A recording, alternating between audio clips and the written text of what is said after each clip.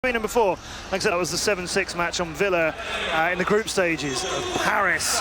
So FaZe went out in that, Market went out in that, so FaZe definitely beatable, as we've seen before. If this Market, maybe that video just caught them at a bad moment. Maybe what they were saying, you know, or maybe that sort of shook them up and went, oh, hang on a minute. No, that's not how we want to represent ourselves, and maybe they'll turn up in a sort of fanatic frame of mind and nothing to lose. It's Oregon, Clubhouse, and Bank where we're going. Well, maybe it's all theater. Oh, maybe they just want to. Maybe they want to look like that, right? It's all mind games. It's a ruse. This is surprising to see what the picks are, because Oregon is the best map of Market that they really like to play all the time, and no team allows them to play it in the Pro League. FaZe goes for that pick, lets them pick it, so they must have something prepared for that, because it's one of their most banned maps. They have banned Oregon 7 times before. Yeah, 7 times, and they've lost it twice. Yes. And they played it 3 times, won once, lost twice. So yeah, it's just not good for them. It is not a map you'd assume they were going to have. Yeah. In that.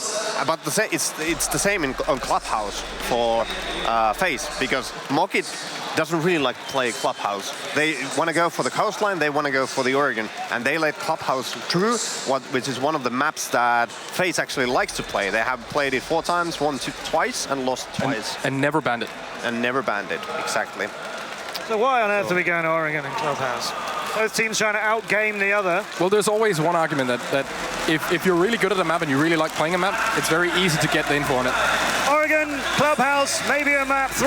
Well, we'll find out. It's quarterfinal number 1, and it's live to you from Rio. Market Esports with a lot to do against FaZe and all of their other players who are sat watching the game.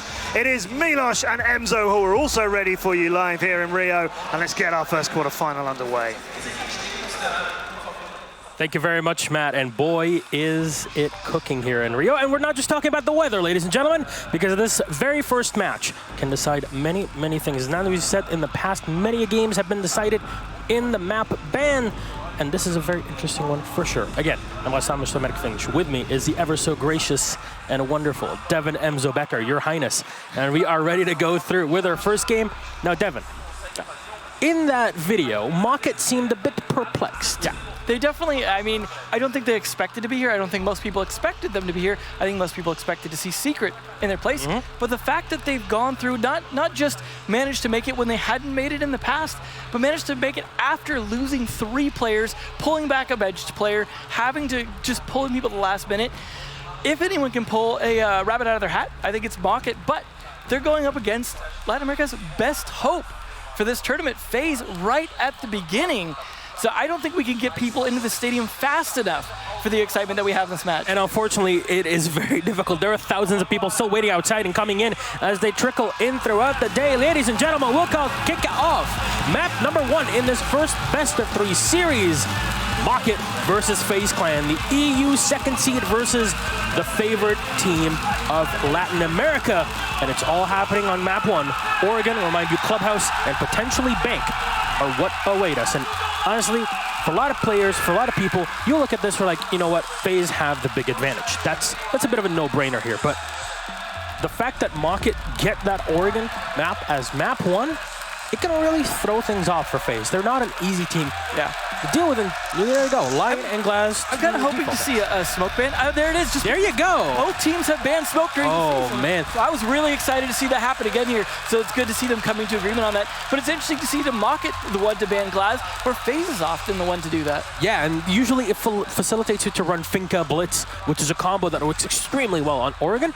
But because Market is starting on the attack, what they can do is just immediately neuter the defense so they can get as much as possible done on the attack, then prepare for their second part. I gotta imagine there's a good chance we'll see Mira or Echo in this last one, but you never know with these teams. They could really try and surprise. Yeah, there you go. Mira will go through. So first game, and we still get a Mira, which actually makes a lot of sense. Both teams are well known for not immediately going for the Mira ban, because both teams have excellent Mira players on them, but also smoke players. But the smoke being eliminated allows you to play so many different strategies. And the thing is, Mira isn't as like amazing of an operator that I myself am guilty of kind of showing off. However, bulletproof cameras are even more important, and Maestro is even more important of an operator compared to Mira, just because of the fact that you can see through smoke either with bulletproof cameras or with Maestro cameras, and both of them are excellent for that. Yuna's placement of those cameras is definitely going to be critical in this laundry basement because it is the most smoked bomb site probably almost across the entire map pool because you pretty much have to smoke to plant down here. Yeah, and what makes a lot of sense is that echo band, in my opinion, because this allows FaZe Clan to maneuver quite a bit around the map and then go for late plants without having to worry about the usual Baka Brian who's playing the operator, and he's got a few pretty interesting spots. You know, when we get to Clubhouse, we might see one or two of those. But there you go. We start off on the basement laundry, nothing out of the ordinary. Of course, the Mira being available to play. We'll have the Maestro, the Legion, the Valkyrie, and the Jaeger for FaZe Clan. It looks like we're seeing a little bit of setup that might lead to some meeting hall play as well. Some reinforcements going down both on the top and on the meeting hall side. They're opening up the hatches as well. So it's going to be on Mocket to try and clear that out. And we do see teams often at this point, if they feel too much pressure, just leaving meeting hall alone and trying to push from there. But that's pretty risky when you have to deal with the Mira as well as the Maestro Evil Eyes. You kind of can't dilly-dally around to fight those. So they could even just go for a construction push. Corey, as they were talking about, the one entry fragger they really depend on those early kills from is going to be going into tower first. If he can get around behind meeting hall, do some serious damage in there, that could really open things up for Mocket. Yeah, time and time again, we've seen Corey able to sneak up on his opponents, even in the back. We've seen it even when Mocket had to play against G2 in the online phase of Season 8, and they're able to just run Corey in spots where even G2 were not expecting. But they'll start off here by taking the garage as well, so garage tower control, but Rips realizes, okay, they have a lot of holes that are pre-opened. They are defending on the top floor. It makes a lot of sense. Latin American FaZe Clan in particular love to play the staggered defense on multiple floors, not only having the meeting hall in the lobby to play with, but also kids' dorms before falling back on laundry. And why? You waste a ton of time on the attack and you put Mocket on the backhand, which is exactly what Mocket do not want. Their executions are always perfect, basically, but you don't have that luxury when FaZe Clan is just trying to get picks on you here and there, constantly giving you pressure. Yeah, it'll be interesting to see if they're able to get actually any early kills because it's already just pressured them down to site itself. They're not actually playing the meeting hall. It looks like they're managing to get control of that from the tower side as well. And it looks like that tower push is going to happen. You have the diffuser down there with KS trying to push that. They also have both hard breachers, ability to open up hatch as well as the walls. And there's not going to be anything to stop them. There's no mutes, there's no bandits. So they could just start to open things up. And then it's going to come down to frags, whether or not FaZe can go for a good flank. This is excellent. FaZe have to fall back from the bottom floor. But in the meantime, Mocket are trying to shut down any rotations that happen through them. So they're going to try to execute on the site ASAP. It is up to the Mira here to try and delay things for as long as possible. See cameraman holding up in the supply room. He's got a C4 in hand, but Baka Brian has a beat on him. Flashbang missed out by KS, who will flash his teammates. Pressure starting to mount as Corey will move into the hallway. He gets fired down from the Mira, but will take it out. First kill of the tournament goes to Corey. Though Yuna and Moringa will get one each. Corey with another one. That makes it 3. The advantage of Mocket against the 2 remaining from FaZe Clan. They have control of the site, but Moringa from behind. He'll get 1, he'll get 2. And Reps will turn it to 1v1. No, now Corey versus Moringa. The 2 big fraggers on the squad. Moringa will get the spot. He fires it to Corey, but Corey takes it the first round. And Corey will nab an excellent chunk of kills. There's a good reason they put a lot of hopes in that man. He was one of the ones that was picked up to replace some lost players early on, but he has definitely proven his worth. And I'm not sure they're missing aces as much as they used to be. And that's how you do it. They mentioned it on our analysis desk before we got in here. It's just, if you don't allow FaZe Clan to build up that emotional strength and having the crowd behind them, that's when you really start to win. And you see Moringa here with the drop perfectly coming in from behind his opponents. He naps too, but Corey was ready for him and treated everything by going through the Mira early on. And at least, you know, a nice 3 or 4 kill in the very first. The only problem I have with the way Mocket played that, though, is they did a great job getting control of their side of the map early on, setting up, but then they started to stall out a little bit. They did a good job in taking the site, but in doing so, they were so overly focused on their execute at that point, they were not able to very properly defend themselves and guard against the meeting hall push that was almost inevitable at that point, because when you push everyone through one side and no one pushing from the stairs side in laundry, it's pretty easy for them to rotate up and around, especially when you have a 3-speed like Jaeger able to just make that rotate. Moringa, though, was not able to find enough kills to make it work, but just lack of good flank watch on that meeting hall almost cost them the round. So if they go for a similar attack, which I doubt they will this time, they're just going to have to worry about whether or not they can hold those same angles the same, and of course, not flash their teammates just before they execute. Yeah, it definitely was something that the crowd cheered for. Makes a lot of sense, right? But it's not like we're going to have a big change in the strategy. You know, we're going to go down to the same exact sites. There's nothing different out of the ordinary in what we're doing. It's just, you see that FaZe are playing very much off the site and then having to rotate very quickly down to it. Now, one thing I have to commend them is that FaZe are excellent knowing exactly when they should rotate back on the site whenever the pressure starts to mount from Mocket or really any team. And this is really the experience of playing the past couple years. Remember, this is pretty much a close enough shave to the team that played in Sao Paulo under Font last year. They got to the semis and they played pretty darn well, so it's quite a bit of work for FaZe Clan. They have all that it takes to go through Mocket here, but Mocket are still in the attack, and honestly, the ability to chuck out gas canisters not being present, because smoke is banned obviously, is starting to weigh heavily on FaZe Clan. Even from the very first round, it's all very well planned from Mocket, at least so far. Well, the interesting thing about FaZe's adaptation this time, they set up things mostly the same at the beginning, but they're putting a lot more people upstairs now.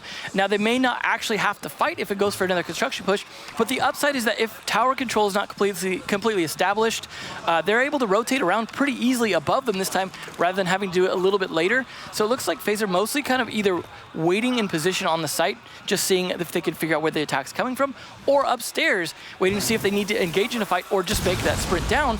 And there's a lot of utility left to do this because Mocket aren't really spending a lot of time clearing the rest of the map other than taking a little bit of meeting hall control. So both teams, a lot of utility left. I love this from Vale. The fact that he used the Habana to just open up the hole here from the back, so we can have a full line of sight from the back stairs all the way down into the meeting hall. And this allows them to cut off rotations, or at least force FaZe Clan to come in from the lobby. And so far, it's very calm. But look at Baka Brian and, of course, the Habana and Vale. And they're just sitting back and waiting for rotations. And so far, it just rips on the Zofia, destroying utility. It's Corey as well, that's destroying as much barbed wire as possible. And KS trying to bait out any utility in the back. Now, the Maestro is the one that's close up, and you hear the C4 had already been ripped in the back, so they're ready to check it out ASAP. I believe that's Mav as well, is playing the Valk in the back. There you go. He's on the floor and he's ready to go, but so far, Mocket are kind of taking their time. Yeah, they've definitely made a good... Wow, that was a quick trade. That's Moringa, though. He'll get two on the Jaegers. Corey will walk right into the smoke. Perfect position right next to the mirror. Cameraman is down on the floor. And now it's advantage again for Mocket. 3v2. Moringa low on health, and Baka Brian holding the long angle. The Ash of Corey jumping right in again as he spots one in the back. The Valkyrie taken out. 2v1 as Moringa taken out in the back. Nobody on the drone, but they know that there's the drop hatch and the main lobby, the two positions that he can play. But Moringa have to fall in. Oh no, this can be death here if they don't spot Moringa. They'll try to come in from the side, pre-fire into A, but they have a spot on him. The drones are everywhere, and they know exactly where he's at. The fuser should get set, and there you go. 1 second left on the clock, and it's already been done. He'll find one, and Baka Brian will go down. Corey, though, coming in from the side. He has all info on him, and here's him, but the Maestros are in, and Corey again against Moringa. Second round, second clutch, and the two ace players, basically, on the squads go again, head-to-head, the Ash v. Jaeger. The thing we've been talking about for the past 3 years, basically, in Rainbow Six, and there you go. Yet again, the Ash will take it. Definitely a bit of deja vu in that round. Mostly the same setup, mostly the same attack. Coming down again to Corey against Moringa at the very end. Moringa playing a little bit smarter this time. He did get spotted by a drone, though, and that is part of why we're seeing Mocket doing a pretty good job on these attacks, because they're setting up at least enough drones on flank watch. Maybe they're not winning their fights. Maybe they're not able to do a whole lot about the speed of those flanks, but the fact that they're able to anticipate them is definitely working out, because you have people like Corey able to adapt. In the end, it struggled a little bit to get that plant down, because first off, the diffuser was left a little far behind. That almost gave Moringa an opportunity to get a pick from that hatch from above, but unfortunately, it just did not work out. Speaking of which, looks like we might have a slight technical problem here, potentially. Yeah, hopefully we are all good to go. Again, the players are still in-game, as we appear to have lost our in-game feed. But of course, admins and the crew are on this. Mocket, of course, up 2-0. And I have to say, the big difference between these two attacks is the fact that the first time, it was just so much slow. Well, second time was so much slower from Mocket compared to the very first time, but it was so much more aggressive from the squad. But there you go. We are actually back in the game. So, all right. There you go. Mocket v FaZe Clan round number 3. And Corey is moving in yet again on the Ash. And yet again, Mocket do not have to worry about a smoke. Well, I like that Mocket have been able to do fairly well with the double heart breacher style, because someone like KS can frag decently well on Thermite, as well as of course, you're going to get some decent frags from Hibana from Vale. So between the two, they're not really playing, I would say, 100% dedicated support, as more they're playing a support kind of flex role, and because of that, they have the extra redundancy to help make sure they can get whatever they need open. Of course, Bombside is going to switch upstairs as they've realized Laundry not quite working out for them, and of course, this is Mocket's map, and definitely one that they're a bit better on. Alibi being played here should change things up a little bit, but Vale, nice early pick. Yeah, a lot of damage done to Cameraman as they'll have to fall back. And oh no, they crossed right in front of Brian. We'll find Cameraman was so low on health. This is huge advantage here for Mocket. They're absolutely dismantling FaZe Clan, and this is why you don't take Mocket to Oregon, because they're pretty darn good in this map. Even for a team like FaZe, where Latin American teams in general will have a decent chunk of experience on Oregon. However, again, not in this case. FaZe have not played this map often at all during this entire season.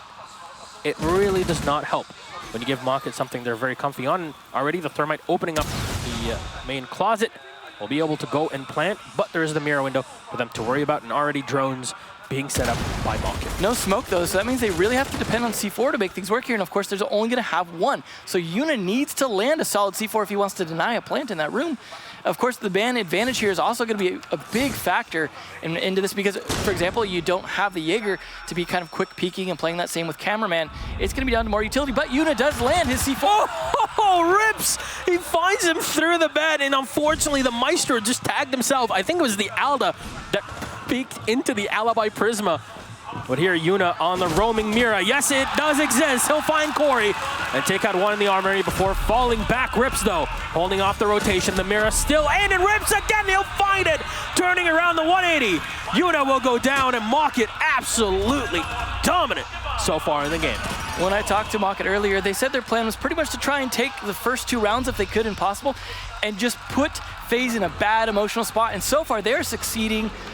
Just beyond expectations for them as well as us. Yeah, we haven't seen any tears so far, but my God, if these rounds keep going and going, then there you go. You saw the run out from Astro to try and get a kill, but instantly spotted every single position played by Mocket, all anticipating the aggression from FaZe Clan.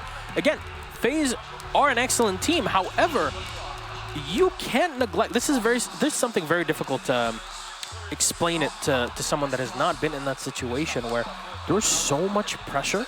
There were thousands of people sitting right now in the stadium, an Olympic stadium, mind you. And the flip side of that, of course, is Mocket don't really have much to lose because they didn't expect to be here. They're like, yeah, we qualified. I mean, we did the work. We did the work. We did very, very well to get here. You know, we beat out Secret, we beat out Millennium, but here, no pressure at all. Yeah, well, we talked about that with Liquid in the past. When they won Atlantic City, was a big part of that was just not feeling the pressure on themselves. They were really just looking to have a good time. When I talked to Mocket earlier, they said the same thing. They're just looking to have fun here.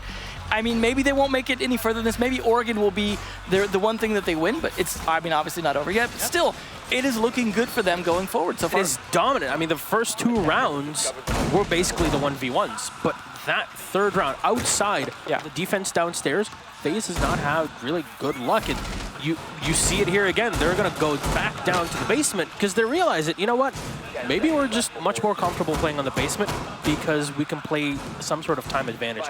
Rotating and playing those sort of roam games on the top floor is much more complicated when the top is your defensive position, because you have Baka that's just watching the windows. You have the Bana as well. A Vale that's always watching rotations through the windows. And then you get shot off and suddenly, oh, we're only 2 players left against 4 or 5. And well, the reason you're seeing that and the reason you're seeing so many 1v1s at the end is because Mocket are trading very well in these attacks. Every time they lose someone, they manage to trade it either to someone immediately right there or to someone across the map. And I think that is a big reason why Mocket's winning these, because guess who's left at the end of a lot of these in those 1v1s? Corey. The fragger, the one that you want to be alive. Absolutely. And I think it's absolutely paying off, and it just shows good teamwork. Now, unfortunately, because Mira's in play, and they're just going to keep going for the same attack over and over because the other side is so much harder to push with that window. And the thing is, why is there no tower position Mira that's being used. They absolutely could take advantage of even just hanging out in T3 just to really slow this down. 100%. You can put the Jaeger in there. It can do a lot of work, that's for sure. At least delaying things. Now, usually the Habana is on the other side by the tower. Not the case in here. So Corey, though, will find the first kill on a cameraman, and he just peeks in. Again, Mira window is set on top. That's the second one. Because FaZe Clan are so adamant that they want to set players on the top floor and try to lay things, and the Mira herself was played upstairs. So you end up losing not only the Mira and all the utility that was placed, but also the C4 out of her, which arguably is even more important when you're playing downstairs. The peak, though, from Astro. He'll find Baka and take him out. Finally, something going the way of FaZe as they tie things out. And honestly, Capitao pick, pretty darn big. Yeah, definitely the fact that they're playing that tower is working out, but Vale at least trading one back on Moringa means he's not going to be going for those late clutches here. They are getting a lot opened up here, and they just completely rotated to go for a laundry push instead, realizing we're not going to be able to take tower the way that they're defending it, especially after losing it. But losing Baka Brian, as you said, on that Capitao is very important for this particular push. So now this is a much, much better position for FaZe. Yeah, and this is the big change for Market. Instead of, as usual, coming in from the backside of the tower, they're just going to come in from the front. Your default position to attack. The problem is you lost the Capitao, which is arguably the most important operator to have, especially in the post-plant situation here. You're not really bringing much smoke or really any smokes outside of the Capitao.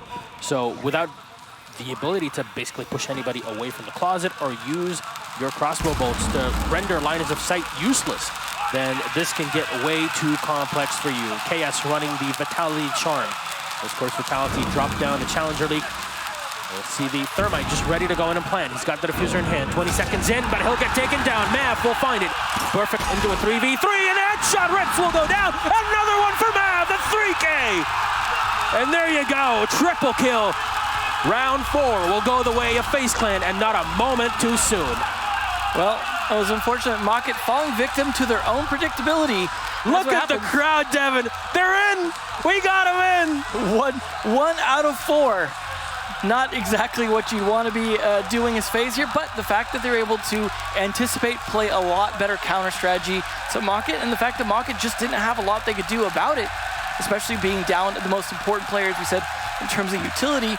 That was, from that first kill, it was pretty much a FaZe round. And thanks to Mav's excellent shots as well, pretty much sealed that deal. They are going to go back up to dorms, though, and this is where things could get interesting because they can play it different ways. They don't necessarily have to play it the exact same way they did last time, unlike Laundry. Yeah, the problem here is that even if FaZe Clan get one round, that's not a negligible thing at all because the crowd being behind them, you hear that. We can actually feel it. Oh, they feel it on the stage, too. Yeah, if you're on stage, my God, can you feel that? And adrenaline is not something to be trifled with, and it can really, literally rocket you forward into a game. So the problem being is that FaZe are playing off the site a bit too much. Mocket are able to clean them up, and no smoke available. So you can't really delay Mocket, who pretty much have complete range, which means that Mocket did their research when it comes to the bans, and really both teams are well known for going away with the smoke if required. So it really does show a lot of preparation from both teams, especially for a stage this large and this big. You see pre-open holes being set up by Mav. Another one of the bonuses that Maestro adds, especially in professional play, is that you can do so much in setup. Even if you don't have a smoke or a Mira, you still get that pocket shotgun of the Veiler. Yeah, and the important thing is they still, of course, have the C4s, and that is pretty much what they're having to play in place of smoke here, because they're going to have to defend against any kind of pushes in from the bedroom window, from the master bedroom, where we saw them go for the play last time through the closet, or even from the big window itself, which they could go for, but that mirror window probably going to make that too difficult to consider. However, with a lot of possibilities here, they just have to be in the right position to get those C4s out. And the fact that they have Maestro makes Capitao in a little bit of a worse position to try and cover for a plant, of course, because not only can they see him, then they've got the ability to C4 pretty much that entire smoke range that he goes into. I think at this point it comes down to, can he land the firebolts and cut off rotations so those C4s can't come out? Yeah, and the other question is, will Mocket gain control of the white stairs? We see it time and time again. Once those are in control of the attackers, there we go. Thank you very much, Marcio. This is why we have the best observer. not just in doing the backflips. It also, this position is so important because it allows you to cut off rotations directly, not just by using crossbow bolts or relying too much on your Capitao. But here, Kes will come in and he'll realize, you know what, there's Bandit already pre-placed everything, but not on the second wall. So the left-hand side, easy to open up, and Corey is already on the hunt. He knows that there's someone down here, and it is indeed Astro. Just, man, oh no, Corey will fire one round. His position will be known, but Moringa will fall back for just a bit. He can get support from his teammates from upstairs, though. Yeah, definitely a game of cat and mouse going on downstairs, and I think whoever wins that is going to be in a big flank position that could change how this round goes down. So Corey needs to win that fight. Look at the holes that are pre-open. Everything is set, so if Corey would like to challenge, Yuna is waiting for him from above. Oh, he's got backup now. Everything is just planned, and cameraman is in, as of course you can drop very easily, and having control of the back stairs allows you, in the white stairs, it allows you to rotate back onto the site. Now Corey will try to make that as difficult as possible, but right now he's just holding angles. And instead of holding the stairs themselves, he'll be holding on to the hallway via the bathroom, but Moringa will find him. Rips will be the first one to go down here. And Mocket losing him. Corey will get another one, though, on Moringa. Quick refrag. This unit will connect. Bill will go down, but Corey yet again. Does he know there's one behind him? No! Cameraman will win this duel. KS will go for the plant. There you go. The Mira window has already been opened up, but the defense has fallen back. Mav has gotten one on a KS, but Baka Brian, a last man alive. They can dive right on top of him, but they don't know where he's at. He's got a Claymore preset on the window as well. They'll have to dual peek him here in this one, but the Maestro, oh, he takes so much damage, and Baka will find him.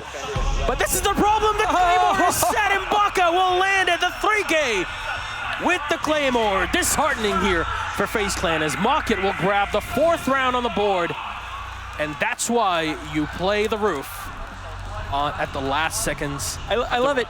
You have the last round before that. Baka Brian going down as Capitao being the thing that helps lose the round. Then you've got him coming back as a one-man army at the very end of the next round. So definitely shows sometimes the way those picks fall definitely makes a big difference in how the round fleshes out. But I gotta appreciate what FaZe were trying to do downstairs. Once they realized Corey was there because of the shots he took, they brought cameraman in and kind of set up a sort of a flank position where they had cameraman rotate over, because even when the drone got shot, I don't think they saw cameraman. They just saw the bandit player, who actually rotated up into Junk Tower instead. And that's the thing, they did not expect 2 players to be in that position, and that's what caught him off guard.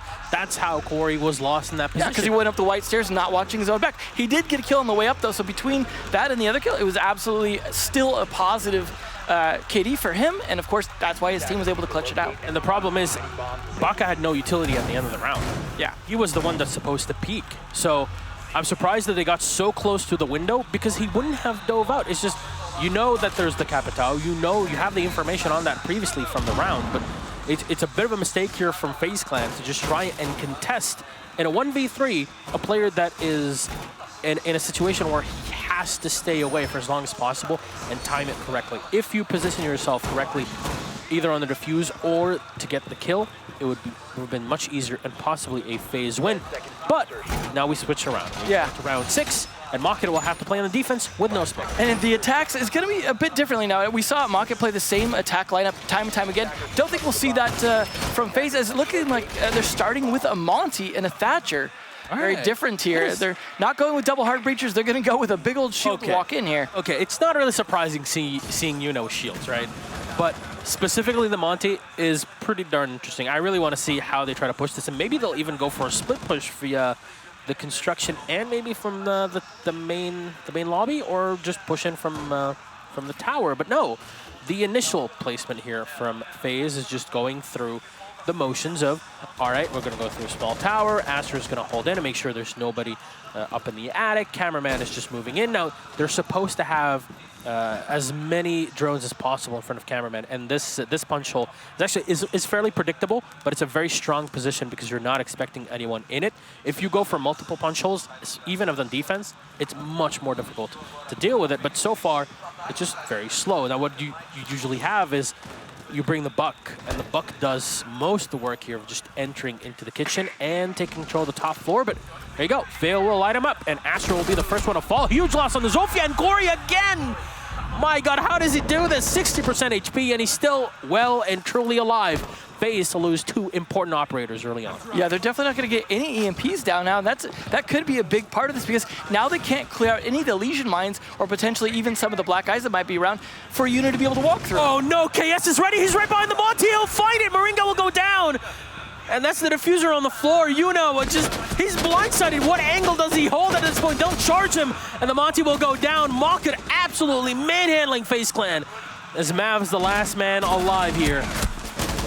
Most experienced member basically on the squad. There you go. Going down Rips. Will rip into him. And my God, it's already there. Mocket on map point. And you see Corey's happy. KS is happy. And Baka Brian is making sure everybody is content. This is a Mocket that nobody expected. Yeah. But again, on the analysis desk, you heard our wonderful analysts, Zeronic, Wilkie, they went through the details and they said, why Oregon? That's the big question. Yeah. Crowd is fired up, but I don't know if it's going to be enough. Well, I mean, what I worry about here, of course, is whether or not they'll be able to reset themselves mentally if they lose this map and FaZe going into their own. Will they be able to kind of reset themselves and get back into the position where they go, this is our map, and Bank is probably our map as well. So all they've got to do is take it from here. They can just say, forget Oregon, that was a mistake to let it through, no big deal, we can move forward from that. But that's still a big deal to deal with, losing your first map early on. And this is a team that has struggled at a lot of LAN events. FaZe just never seeming to make it as far as you would expect them to. But they are going to go instead with the Monty teasing that out. They're going to bring out Finka to try and push a little more aggressively along with the phone calls coming up from Astro, which actually will contribute into that because you can, of course, push in a little more aggressively. You're going to have the ability to boost. Now, a lot of times those get used up a bit earlier, but you bring out the phone calls as well. Then Mav, of course, can catch any footprints to try and track down any roamers. So they've got a fairly good aggressive lineup to push in and take a lot of map control fast. Because as you saw from last round, it was very, very slow and spread out from them.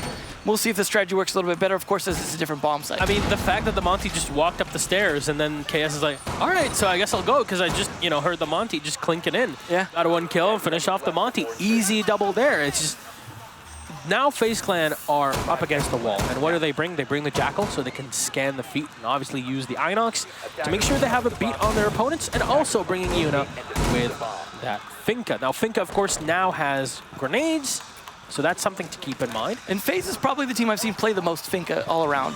It just seems to be something that they wanted to experiment with from the get-go, even before there was grenades. And of course, thanks to CGG for providing us with a lot of these tidbits in the stream. And as you saw, FaZe undefeated in the online part after the major fail with the dive. Astro goes down. He finds another one to turn around, but no!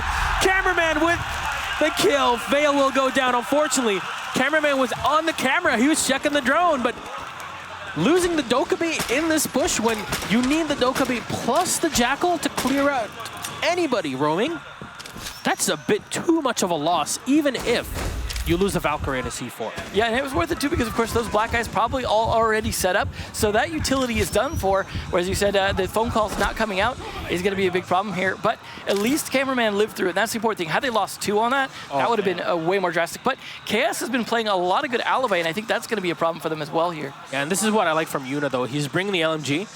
In my opinion, if you're playing Finka, bring the LMG. Don't use the Spear. It's a great gun still, but because you have 0 recoil, in the 30 seconds, if you chain all of your utility together, your nanobots basically, then you don't really have to think about anything except for the tons of damage you'll be dishing out on the opposite end. So here, even FaZe, they're chucking EMPs late just in case there's any utility that is set. Now, New Jammer was destroyed there at the end of the attic. So right now, it's just slow play from FaZe Clan as they try to clear things in. Una will start to open up the door, but opponents are ready for him. Minute 10 on the clock, and the attack has to go up to the top floor, but there's no info. They don't know if there's still anybody roaming around. Yeah, it's definitely going to be a big problem for them because it's the man advantage. They've got some mute jammers left. They have some black eyes around. They also have the Alibi Hollows to be able to kind of trick them with those prisms. But I mean, most of the time, the way that KS uses it as well is you put them in positions whether you're going to have to walk through it or shoot through it or jump a drone through it, and that's going to start to ping them, kind of acting as a reverse Jackal. So Defender's huge advantage here. No, Cameraman will stand right behind Una. There you go. They'll walk into the site. Now, they have not opened up the sidewall from the closet just yet, but it'll be set. Moringa will destroy it as there was a mute jammer that was put in on the floor by Mocket. Baka, of course, sitting behind his window, and I'm not sure if that's a reinforcement. There you go. They'll find Corey, and KS is down. Huge plays here from attacking side of FaZe Clan. Is that a Mira with no sight? What is happening here? And FaZe will land 2 more, all up to Baka Brian as he'll go down. The R33 finishing things off, and FaZe Clan will take round number 6. But remember, they are still on map point. It just seemed like they started to lose a little bit of their advantage there on the defense. For the end, they absolutely had all the advantage they needed, but it just seemed like they set themselves in positions where they weren't properly watching all of their flanks. They weren't in the right positions to land those shots, and just honestly, they got punished in 1v1. How do you not get that? Yeah. Still, though, a great initial attempt by Vale. That first kill there definitely set them back a lot.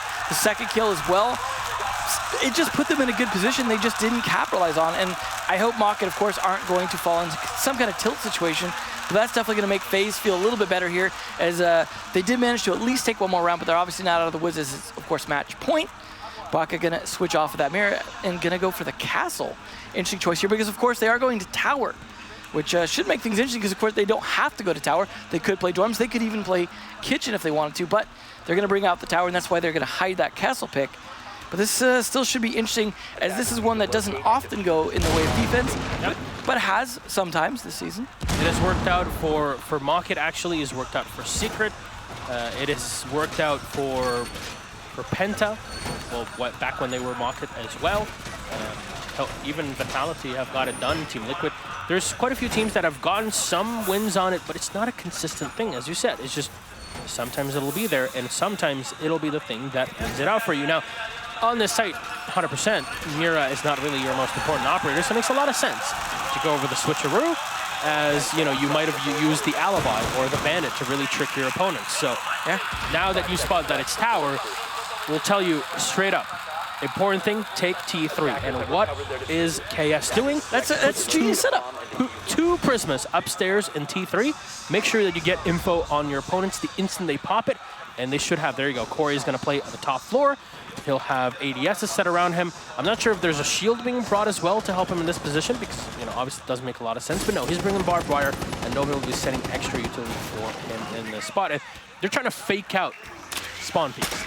This is ingenious. And it's great use of it because even if it doesn't fake anyone out, it still leaves you in a position where you can't rappel in without getting marked. Yes. Through either of the 3 windows. 100%. That's great. Or you go throw in a utility, you go to throw in a drone, you're still going to get marked. But look at what FaZe are bringing. They have the EMPs for cameraman to play it. So if they can find out what's going on, what the trickery is, what the bamboozling is being set up for Mocket. Well, you can't jump a drone up there, though, for the most part. So there's a good chance they might not be able to see it. Even if you jump a drone, like through the window, and it goes through the Prisma, you're gonna get marked. You're marked, and you know you can get pounced on, and it has happened in the previous round.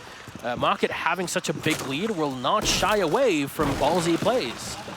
Well, of course, Mocket don't have as much to lose here because they're still sitting on match point as well. So this is a round where they're just trying to play to some strengths that FaZe might not be able to adapt to. CZ75 with a Finka boost, aka no recoil whatsoever, and there you go. Control, but Vale does a lot of damage, not enough to finish off Astro. Well timed here. Oh, He'll be able to hack the cameras. They'll have information. There's no Maestro in play, so that's not something you have to worry about. But look at that double peek. Corey even stepping into the alibi. Unfortunately here, kind of reveals himself for a second. Not sure if FaZe spotted him, but still, FaZe are not even going to try and go up to the T3. They're just going to go through the meeting hall, and maybe early on it's met with success and later will change. It all depends on how Mocket react to it. As you see, all 3 rifles and SMGs are trailed on their opponents, as Mocket know where their opponents will come from. They just don't know when. That's the problem. Well, the thing is, though, they got 2 kills and only lost a little bit of HP in the process. That's a big thing here.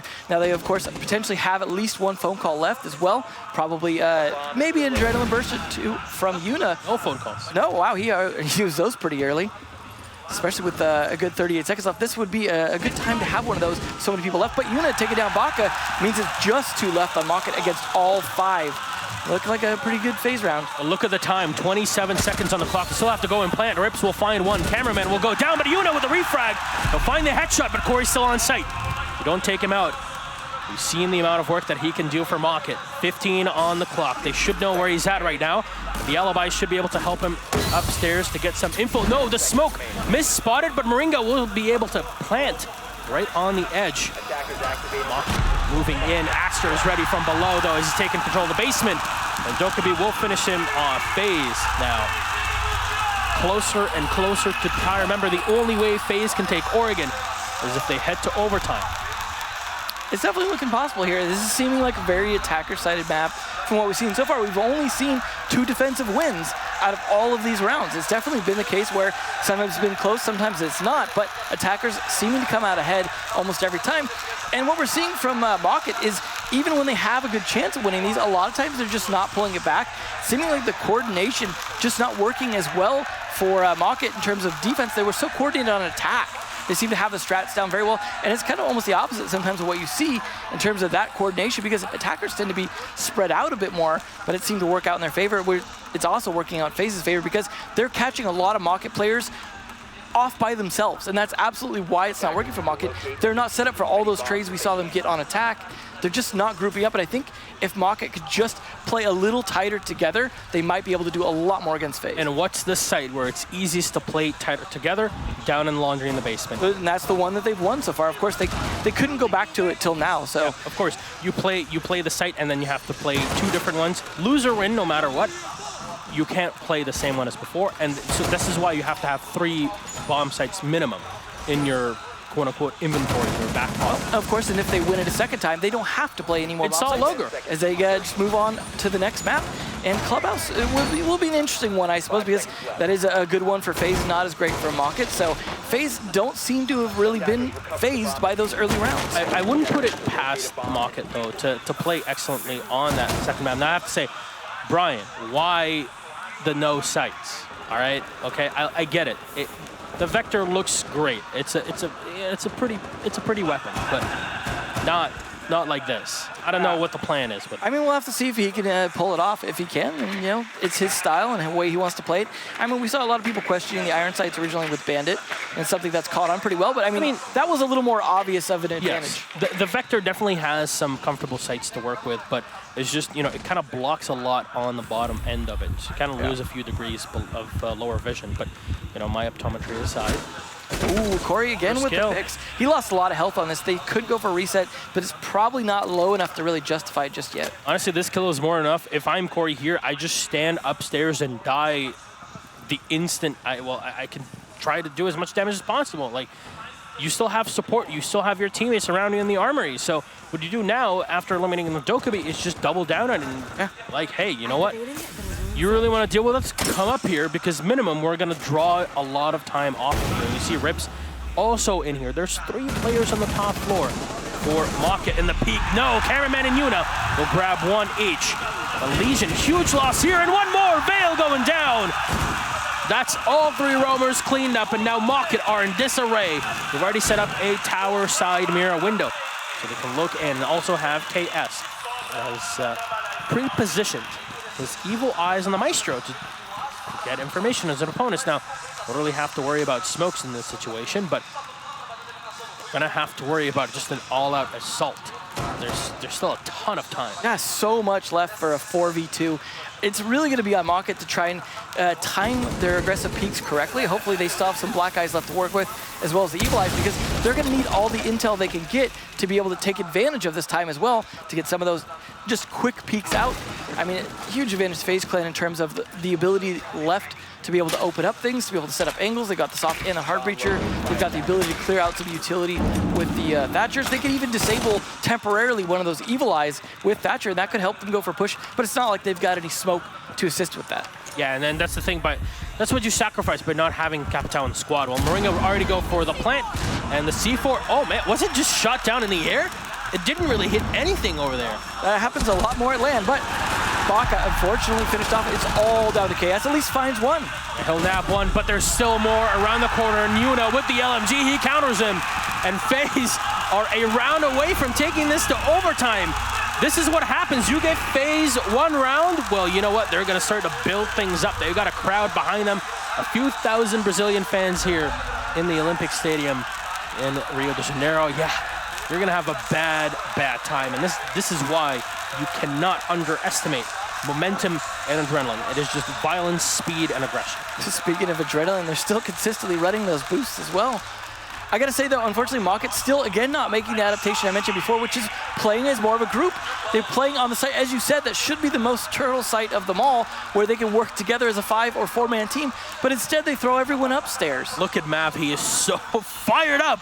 And I'm sure the entire team is in. Cameraman is making sure they can still have the momentum to move They were just losing some of those early rounds to give a chance for the crowd to get in, right? And yes, it does take a while to get a few thousand people into the venue, and you can't see it in the back because there's no lights on them, but that entire row is completely full. You really have no idea how close to full this place is, and we are still at the first game early on in the day, so there's still a ton more waiting for us here. Well, it still could go to overtime, of course, because as we talked about before, while it was match point, they brought it up to the match point for overtime potential here. If they could just take one more round as FaZe, then it comes down to up to 3 more rounds just for the first map. Yep. So we'll see, though. A lot of times when it hits that overtime, momentum can swing the other direction. But nonetheless, Laundry is where they'll go back again. And if they can just make the change-ups, I liked the idea of playing upstairs, but playing separate has not been working out at all for Mocket, so just put at least 4 people downstairs. If you want to let Corey roam, okay, but put more people downstairs, unless you're going to put the 2 people upstairs in a much tighter position where at least they can trade each other, because you saw Corey get killed, and the other player just sitting out the other end of the hallway with his gun sticking out, not doing a whole lot to even try and trade that. One thing's for sure, look at Corey, oh my. Yeah. Oh my. He's trying. Yeah, but here's the thing, one thing's for sure, both teams are excellent on the attack on Oregon, and it really shows. Maybe, I don't want to put it all in the smoke not being available, but it definitely is something that you really have to put heavily into. It just, I mean, allows you to play a little more aggressive towards the site itself, but I wouldn't say it has been a big factor either in terms of the way that the attack rounds have played out. Some more peak holes coming out through here. This is a nice little angle that, I mean, they're not going to be expecting anyone to be doing that if they go for that push, but that's a question of whether or not FaZe will. I mean, they do have Capital spawning over here, but they also have the diffuser all the way over on street. Look at T3. I believe this is held by Vale, again on the Valkyrie.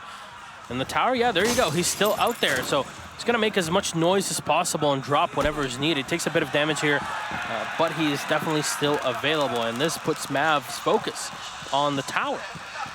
Yeah, it looked like he might have even potentially been going to rotate, but now absolutely going to have to focus on that. I mean, we'll see if Vale can make it work. If not, I mean, at least try and trade it. Like I said, have someone nearby to do something, but it looks like he's rotated off instead, so Mav is going to spend a lot of time on something that's not really going to bear much fruit. He's trying to find a Valkyrie camera that's set out. This is the thing. This is actually the kind of weird thing is that we haven't seen IQ played at all. Yeah. Especially with Valkyrie being available for play. We've seen a lot of people looking around manually for those cameras. Yes, and sometimes there's quite a few positions where it's very complicated to spot the Valkyrie cams if there's nobody on them. But you're not trying to walk in from the back, they'll get the info and instantly timing the CZ75 with the boost. And Astro will come in and get the first kill. You don't have to deal with any recoil once the Finka boost is out. And very, I don't want to say efficient, but like instant use of those calls from the Dokkaebi. It's just, there's no waste of time from FaZe Clan instantly trying to move in and clear out their opponents using the Dokkaebi. Well, and this is what happened last round as well. Corey was the first to fall, and then everyone else seeming to fall from there. But the fact that they weren't able to find a second pick right away is definitely working out a little bit better because Vale had rotated off. So that is at least one good adjustment. They are playing a lot more downstairs now together. I could still see this working out for Mocket, but they are definitely down their star player. Now, there was a C4 timed out here to get thrown upstairs. Fortunately, it did not connect with anything, so Vale loses out on one of the 2 C4s that are available for the squad. Rips is still alive and well for now, and the Attic has an impact grenade if he wishes to rotate. Even drop against his opponents. Astro might be calling here for a drone and a surge from Yuna. So they can both set up for it. There's 2 available still for Yuna. So the instant they get the call, this should all be done and dusted. Moringa will go in, and he's being tagged by the Maestro. Astro will find one on Rips, and there's Claymore set right in front of him here, so it'll protect anybody who rushes into FaZe Clan. C4 has already been thrown up by Baka Brian, so there's no way to really deny this one. Of course, not having the smoke, and Astro yet again, he'll find 2, he'll find 3, and everybody falls! Astro demolishing Mocket every single time. The CZ75 timed. Wonderful unison with Yuna's adrenal surges, and there you go. There you go, ladies and gentlemen. It's overtime. Our very first map in this series of this entire tournament. And nobody would have thought that Mocket and FaZe would be so close. The Astro, my God, the C's at 75, the flicks, the plays, and the recoil control. Well, basically none of it. Yeah. It's just showing that the boost combined with the right gun can be absolutely devastating. We used to joke about how that would affect Blitz, but I'm not sure Blitz is the problem anymore the way he's running that CZ. It is absolutely destroying them. Now, of course, they get a coin flip to decide who's going to be on attack first, and looking like a big advantage for FaZe in terms of the overtime because they get the advantage side in theory, but we do oftentimes see things change up a little bit in the overtime because both teams have seen all the bomb sites, all the plays, all the strategies that they've been using for the most part. So it's down to who can adapt the best. So Corey gonna try something different here, bringing out a Pulse. Interesting choice coming out from him, but I mean, we'll see how he can play with it. He has been not doing so great at the beginning of the last few rounds. Oh no! KS! Not a good start. Verdammt KS. Why do you do this? Impacts himself as it gets taken down to 35 or around 40. He's tired of Corey being known as the impact player. That's got to be it. Oh man, here we go. You know what, Devin? I miss casting him. Honestly, the dad jokes, they get me every time. Yeah. Well, I hope Corey can live a little bit longer this round, especially to make up for KS doing a bit of damage to himself. They do at least have the mutes to try and slow them down a little bit in droning, but Mav bringing out a buck is also something different here coming up from FaZe. Yeah, you say that. You know, Corey has to find a way to dance to the beat of his opponents. His heart is in the game. Yeah, that is for sure. Well, Rips just goes back up, and it's going to set up his signal disruptors on the mute. Nothing really out of the ordinary in the positioning. This obviously will deny both of the walls. This should be easy to clear, as consistently here FaZe Clan have been running that Thatcher. Well, as you see from the little fact, there are no team ever coming back to win after being down 1-5 on land. Yep. Just proves FaZe may have what it takes to go all the way if they can really push through this, take their next map, and just move on to the next fight after that. Not only breaking records in terms of the venue and the attendance, but yeah, we're also breaking records in game, which is exactly what we look for. Every single Pro League final seems to just outdo the other. And here, just at game one, we have a potential comeback here. FaZe Clan feeding off of the crowd, and they take it to overtime. Remember, there's 2 minutes here for FaZe to make sure they get this first round of the attack. And looking back at things, the attacking side definitely has had the advantage. So the coin flip goes the way of FaZe. It can be a big boon for them. Yeah, I mean, they're obviously going to have to capitalize on the things that have been working for them so far, but Mocket should have had a chance to read into the way things are being played pretty frequently on these attacks, and we saw, you know, for example, the one defensive round that worked for FaZe on their defense was adapting to the attack as well, so if Mocket could do that, maybe they could turn that around, and if so, then all of a sudden they're in a good position because then they're on their attack. But Rip starting things off nicely. That CZ not going to impact this round at all. Fantastic start, and Corey still alive. And Rips, of course, has taken no damage, which is exactly what you would like. And, you know, you're still in. KS might have taken a lot of damage, but that was early on in the prep phase. And so far, he's just going to stick to the site. Now, a lot of people look at the alibi, and they're like, hey, maybe she's more of a roamer. But honestly, throughout this whole season, especially in Europe, where she's seen quite a bit of play, we've kind of come to realize that Alibi is more about the utility than anything else, and plays more like a Valkyrie, but in a different way of gathering information. And a lot of Alibis will just stay in and around the site, much like a Legion as well, which is not something that you would think of, at least we didn't think of when she was brought into the game a couple seasons ago. Well, it looks like they've made a lot of progress on this attack, at least despite losing Astro, which was the more important of the roam clears, so they've instead just given up on roam clear, which could really work out for Corey and Rips, because they're in a great position for a retake strategy.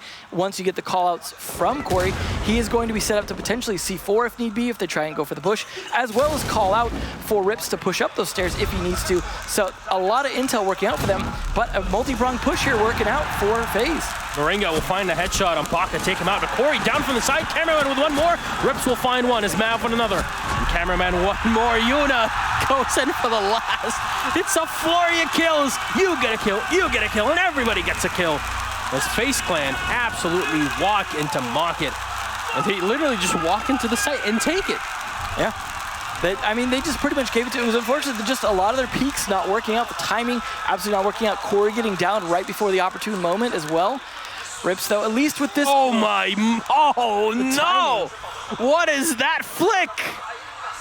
There's just, this time it's Rips doing a lot of damage, but Market are back on the attack. They have not been on the attack for quite a while, because remember, there are 5 rounds in a row that are won on the attacking side by FaZe.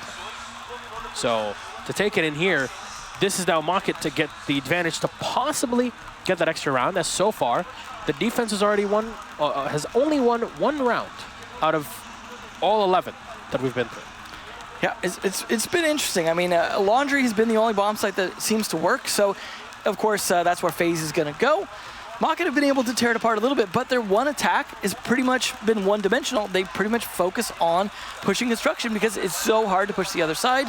But in this case, cameraman switching operators, if they can read into that, maybe it'll work out here for them to push from lobby. I will correct myself. Those are 2 rounds. Total one on defense, 1 for each team. So there you go. Still, statistically in the favor of the attacking side. Yeah, but of course, this is the one chance Market gets on this map, because if they can't continue that pattern, which there's a good chance we could see FaZe shut them down as they had before, then it's, I mean, that's a bad place for Market to be, because they lose their map, they go into one that is somewhat stronger for FaZe, and then if FaZe win that, which would be very likely, they go to a map that's even stronger for them if Market were able to win this first, but it's not even looking like that's likely. That would be won't see Bank. It would be a huge comeback. Yeah, FaZe Clan, just off of getting that initial round, just plowing through things here against Market. It's looking like FaZe just needed a little bit of warm-up time. Now, neither of these teams really got much of a chance to do much warm-up this morning, so it seemed like maybe that's really what those first 5 rounds were for FaZe. Usually teams, what they do on game day is they have maybe like an hour of warm-up time, and that's about it, not much, because all your warm-up and preparation is done, obviously before you get here or the boot camp, but also the first 2 days as you get to the event. You usually have a dozen or so hours of Moringa. My God, taking out Corey. This is a great start here for FaZe Clan as they start to get their way in this potential final round of our first map. They pretty much denied the one player that was able to save most of those rounds that were attacks onto Laundry on FaZe, so it's going to have to go very differently than before if Market want to be able to win this. Losing that early entry frag is also costing them a lot of time, along with the mute jammers as well, kind of slowing things down here in the push. There you go, seeing one drone getting jammed. This is starting to stall out pretty heavily for Market. They're going to have to find a pick or 2 here if they want to start getting some tempo advantage. Now look at the alibi here that's set in your standard peak position, basically for the attackers behind the boxes. Cameraman's just going to play from below, but when you're attacking and you're focusing so much on the take of the site, then the alibi in there is just something you'll instantly shoot at as an attacker, because you just are not sure of what's back there, or somebody just peeked through it or whatever. All of that factors in so much, and this is why alibi is, at least for their utility, a lot more of an anchor than what you think. Yeah. So far, though, time is ticking down for Market. They have a lot of utility left to do what they need to do, but just not getting any kills here is going to leave them in a tough spot where they don't have Corey to rush into site and get kills. Brian, he spotted the Meister as he ran away, but the Legion Trap will make it happen. Yuna will find one and sprays all the way in the back as Mav will get one more. 2v5, ladies and gentlemen, and 1v5. All up to Rips on the Zofia. Even team damage being done here as they're not sure where to find him, and there you go, Astra will get it. FaZe Clan will reverse sweep Market to take map number 1. Huge game here between the two. Would not have seen that coming. It has, as you saw in the pop-up, never happened. The first time ever is here in Brazil, and the crowd is definitely something to factor in. Well, I mean, that's not a great start at all for Market, but let's hope that if FaZe wins this out on the next map, they continue to have that same level of strength throughout this tournament and maybe try and break the curse that they seem to have had from previous LAN events, because they have the support of their countrymen here. So many people in the stands, so excited right now. Mav is so excited. They want to go back to the semis as they did last year when they were playing in Sao Paulo for the Season 6 finals, and Season 8 might be their shot. FaZe have looked very strong throughout the entirety of the season, and right now Market are kind of just like, you know what, we messed it up, but we'll see what we can do on map 2. Now, Clubhouse is not a terrible map for Market either. It's a pretty good map for them. I mean, keep in mind, this is the team that tied G2 5-5 on this map. Yeah. That's not too shabby, to say the least. No, it's definitely, I mean, they could make it work here. I don't think they're going to be in a position where it's like, oh, well, it's over, guys. However, if it makes it to Bank, which is the only way Maka can even win now, that, I mean, really does not favor Maka. So they are in a tough spot because, yeah, let's say you win this. You go to a map that favors FaZe so much more than the previous two, you're going to have to pull out all the stops. You're going to have to do something that just totally surprises them to be able to take it home here. So it is looking like after that map victory, a good chance of seeing FaZe in the semis. Yeah, we were wondering early on, as did our analysts, why Oregon? And, well, it just seemed like FaZe were ready for it. Honestly, I have to commend them. The cameraman mentioned it in the interview, if you guys were watching early on, and he said, you know, we lost Go. He's a great player, right? He's no longer on the squad, but what we gained is Yuna, a hyper-flexible player that plays everything that we need. And that's exactly what happened here. Yuna played the operators that were here and required for support on the squad, and it all was set up so it can help out players like Cameraman, players like Astro, where Yuna played very effectively on the Finca, and it's just boost after boost. Everything well-timed. This is FaZe Clan on a level we have not seen to this day.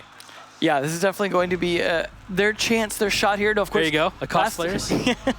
Last time in Sao Paulo, we didn't have a victorious Brazilian team, so this is a big opportunity, a second shot for them. Yeah, the big question, what is in that canister? Please let us know what you think, as that has been a question on everybody's minds for the past 3 years. You see the crowd is filling up the stadium, as everybody's getting ready for our second map. So we'll get to see how this plays out again. Clubhouse is our second map. Both teams taking a bit of a bathroom break, and then they'll be ready to go. There you go. Market are already set up and ready to go. And I wonder what they're going to change in their plays. See, there's a lot of pressure on Corey for the squad here, but in general, Market are like, you know what? Let's just play our best. They don't look too dismayed given the situation. I mean, KS has a ton of experience on these big events. I mean, definitely no one has experience on an event like this. That's for sure. I mean, few of the players have ever been to an event like this at this scale and just watched one, let alone actually playing in one. Yeah, it's definitely a make it or break it for a lot of these players on Market. I mean, you never know. Now that they've kind of gotten the jitters over on that first map, maybe there's a chance we'll see them play a bit stronger on Clubhouse because they've had a chance to get used to the crowd. They've taken a break down between maps. They could definitely come back, but you see FaZe, they look very happy. They look Yuna's so fired up. Mav is so fired up. This is something that did not really exist when Gohan was on the team. Yeah, it really shows the fact that Yuna's already known for being an extremely hilarious player in Latin America. I would like to compare him to the Panari of Latam, but he really brings something that few people would. They talked about this on the desk as well, like bringing Geo on EG, make sure that the squad is happy, they're content, they're focused, but they're also having fun. And having fun, even at the top competitive level, is so important because it's a drive for you to keep going forward. Well, what you have to consider, too, is you can't have the coach in your comms while you're in the middle of a map playing. Indeed. Having someone that can really cool things down is a big boon because of the fact that you just can't do that except for between maps normally. It's a great thing you mentioned that the fact that there's the breaks in the coaches because nobody used their tactical break in that first map. But, ladies and gentlemen, that aside, we're ready to go. Map 2, Clubhouse, between Market and FaZe Clan. Both teams are ready. Remind you, FaZe Clan have already taken Map 1, Oregon, and a beautiful comeback going into OT, 7-5 against their European rivals. Here we head in. Map 2, pretty good map for both squads, but FaZe should be a lot more comfortable now on Clubhouse. Yeah, we'll see how these bans go down. We had interesting bans, of course, last time with the smoke ban. We'll see if they mix it up a little bit this time. Very likely we see at least one, if not two, hard breachers banned because there's so many hard breachers that are useful on this particular map. We have seen a lot of Maverick bans, for example. Looks like been so there is a thing where the sides were switched between the two. So yeah. I believe we should be going for a quick rehost after this. I'm not sure. We're luckily still waiting for the calls. You don't have to input a bunch of data or anything, so it's a lot simpler when it's at the very beginning like this. So they're just setting up to prep for that rehost, and we'll see how those bans go down. Because, of course, it certainly matters which side you start on, especially with the 5-5 thing we have set up, and the fact that it determines who bans what first in terms of operators. So definitely something that we're going to have to get sorted out real quick for that. But again, it'll be interesting to see how the bans go down because of the fact that the hard breachers really influence how those top floors play, which is a big part of the Clubhouse revamp. Once Clubhouse got a lot better improvements to the top floor, everyone was very excited to play Cash, to play Bedroom, a lot more than just playing Church all the time. Not so much for Bar, but the fact that you can play these top floors so differently really shook things up initially. But then we had, for example, the change to the impact nade denial on the Gym Bedroom side started to make that a little bit less desirable. And then Maverick being introduced definitely made Cash Room a little bit less desirable unless you were able to ban him or another hard breacher like Thermite. So you started to have to kind of make these adaptations to the way Clubhouse was going. It's still a little bit defensive-sided, but I would say it was a bit more so before the introduction of the new operators as well as the change to the impact nading trick. So it is definitely an interesting one now, and we're seeing a lot more teams playing Church, for example, and working out fairly well. But we'll see when they come back how those bans go down and whether or not that will influence the first couple of bomb sites. I would love to see a really good Bar defense here come out from one of these two teams if they could pull it off. It's just, unfortunately, fairly unlikely to happen. Yeah, I was still waiting on the rehost here to get things ready, so we're just on for our admin calls. In the meantime, both squads are still getting hyped up and prepared for the matchup again. Seems like we are good to go. Ladies and gentlemen, we can kick this one off. There you go. Marketer on the defense, FaZe on the attack. Clubhouse, map number 2 as we head into our first initial phase. Of course, it is our operator ban phase. Yeah, we do have Marketer on defense, so they will be banning first. So we'll see what they're going to take out of the equation here. Is if they will go for that hard breacher. There's Maverick. There you go. Makes a lot of sense. Yeah, that is definitely going to make Cash Room a little bit more tolerable. Now, of course, you could ban Thermite as well if you want to make it even more tolerable. But yeah, ban Habana. Honestly, Habana is just a better operator to bring most of the time. But the Lion, nothing out of the ordinary. Both teams will pretty much. He's got to go. He really does. They just cannot deal with it on this map here. The Lion has to stop roaring. I'm actually kind of disappointed it wasn't called. Well, the E1D wasn't called a roar. Yeah, that was. Fortunately, they can still rectify that. Echo going out again, so unfortunately no Echo play, which means Maestro will be a bigger factor here in terms of helping with that side defense. Not like we see Smoke. Pulse is a big op ban as well on this map. Mira is as well, and there you go. Mira will be the one taken away. So you mentioned the Maestro. The Maestro will definitely be in the lineup for both squads. Now, there's the difference of how do you say, your philosophy of play, especially on a site like Cash, which might be our first one. There you go. Some teams in Europe will play both Bandit and Mute together. Yeah. Some won't. It really just depends on the setup that you have. But Jaeger is almost a necessity on the site. Smoke is as well. That's why you don't see either of the two teams removing him.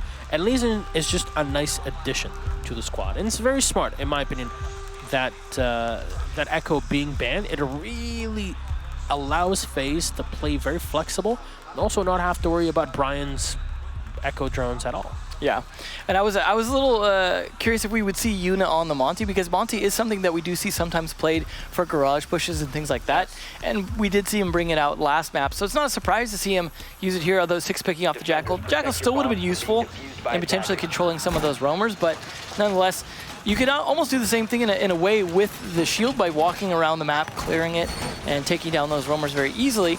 They do have the Buck as well to be able to do some damage from below, as well as the Zofia to just open up the floor, try and take out those batteries potentially as well, make Vale's job a lot harder, because that Bandit on that wall is very important to try and defend against the Thermite opening that, because once he opens up that wall into the servers, it becomes much easier on the attack. But I'm curious to see how the fight's going to go down in the garage, because that can really decide how these things work out sometimes, especially if you have a really good player up in the catwalk there just doing serious amounts of damage. There's a camera that we see fairly often to be able to get a lot of sightline and visibility in here. He's definitely dedicating all of them, of course, to this room for the most part in terms of being able to see in here for that potential plant or someone trying to come in through those windows. All right, see the Maestro setting up here. Baka will just have a bit of an extra line of sight for his teammates. There you go, they can play from the bottom floor and shoot up, or they can even clear out their opponents from the top floor. Now, there's utility being set on the opposite end of the garage. See a lot of lifelines here being used by Astro to no avail, really. Yeah, that was good defense here. There's someone you can use the impact trick. FMG9 on the smoke, and the impact trick, does it work? No, it does not. Unfortunately, that was a crouch level 1, and you cannot really take down.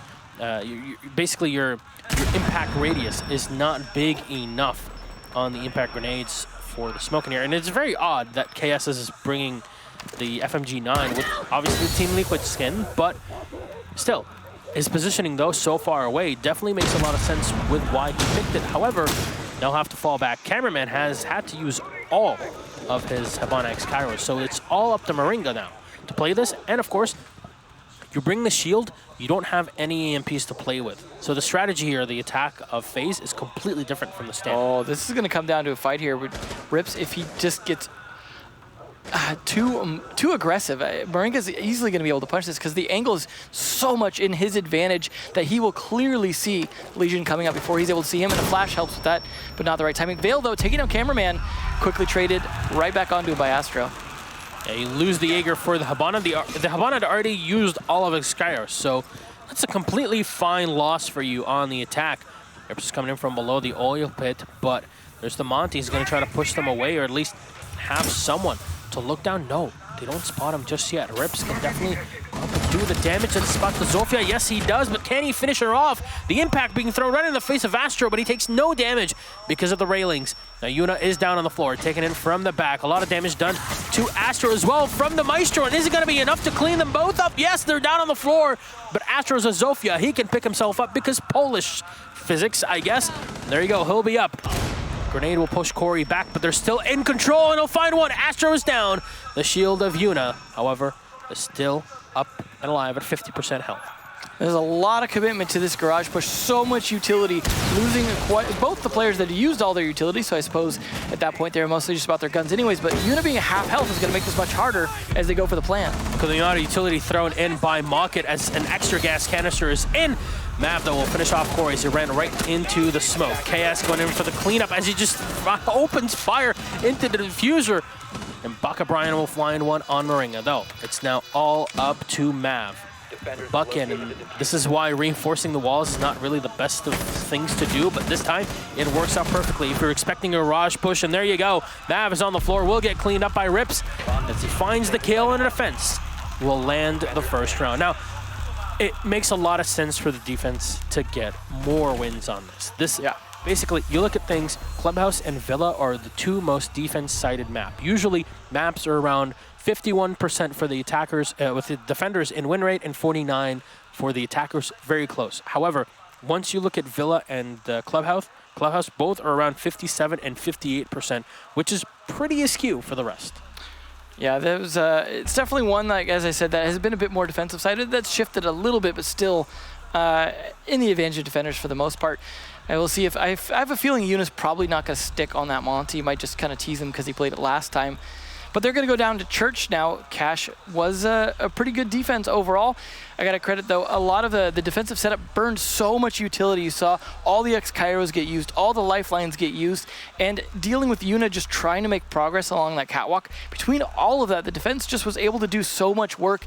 I mean, they were able to at least pick Monty back up, but then there was still smokes left to deal with. It just... Honestly, the Maestro did more damage than you would expect. Yeah, it felt like a gauntlet for them to push through at that point, and absolutely worked out. I mean, there was definitely some situations that were a little sketchy, like fighting from the oil pit, not being able to land the shots onto the stairs, so it was a little tricky, but we'll see how they fare down here, and they are actually going to stick on that shield, so Yuna going to be pushing in, potentially using it to clear a bit first, because clearing that cash room, for example, upstairs, if people are playing that, trying to stay aggressive, can be very difficult to clear out, so I could see some good use of that, being able to push and clear the entire top floor with your shield before you push from the other direction, and that they could also go for a push, for example, through the dirt tunnel.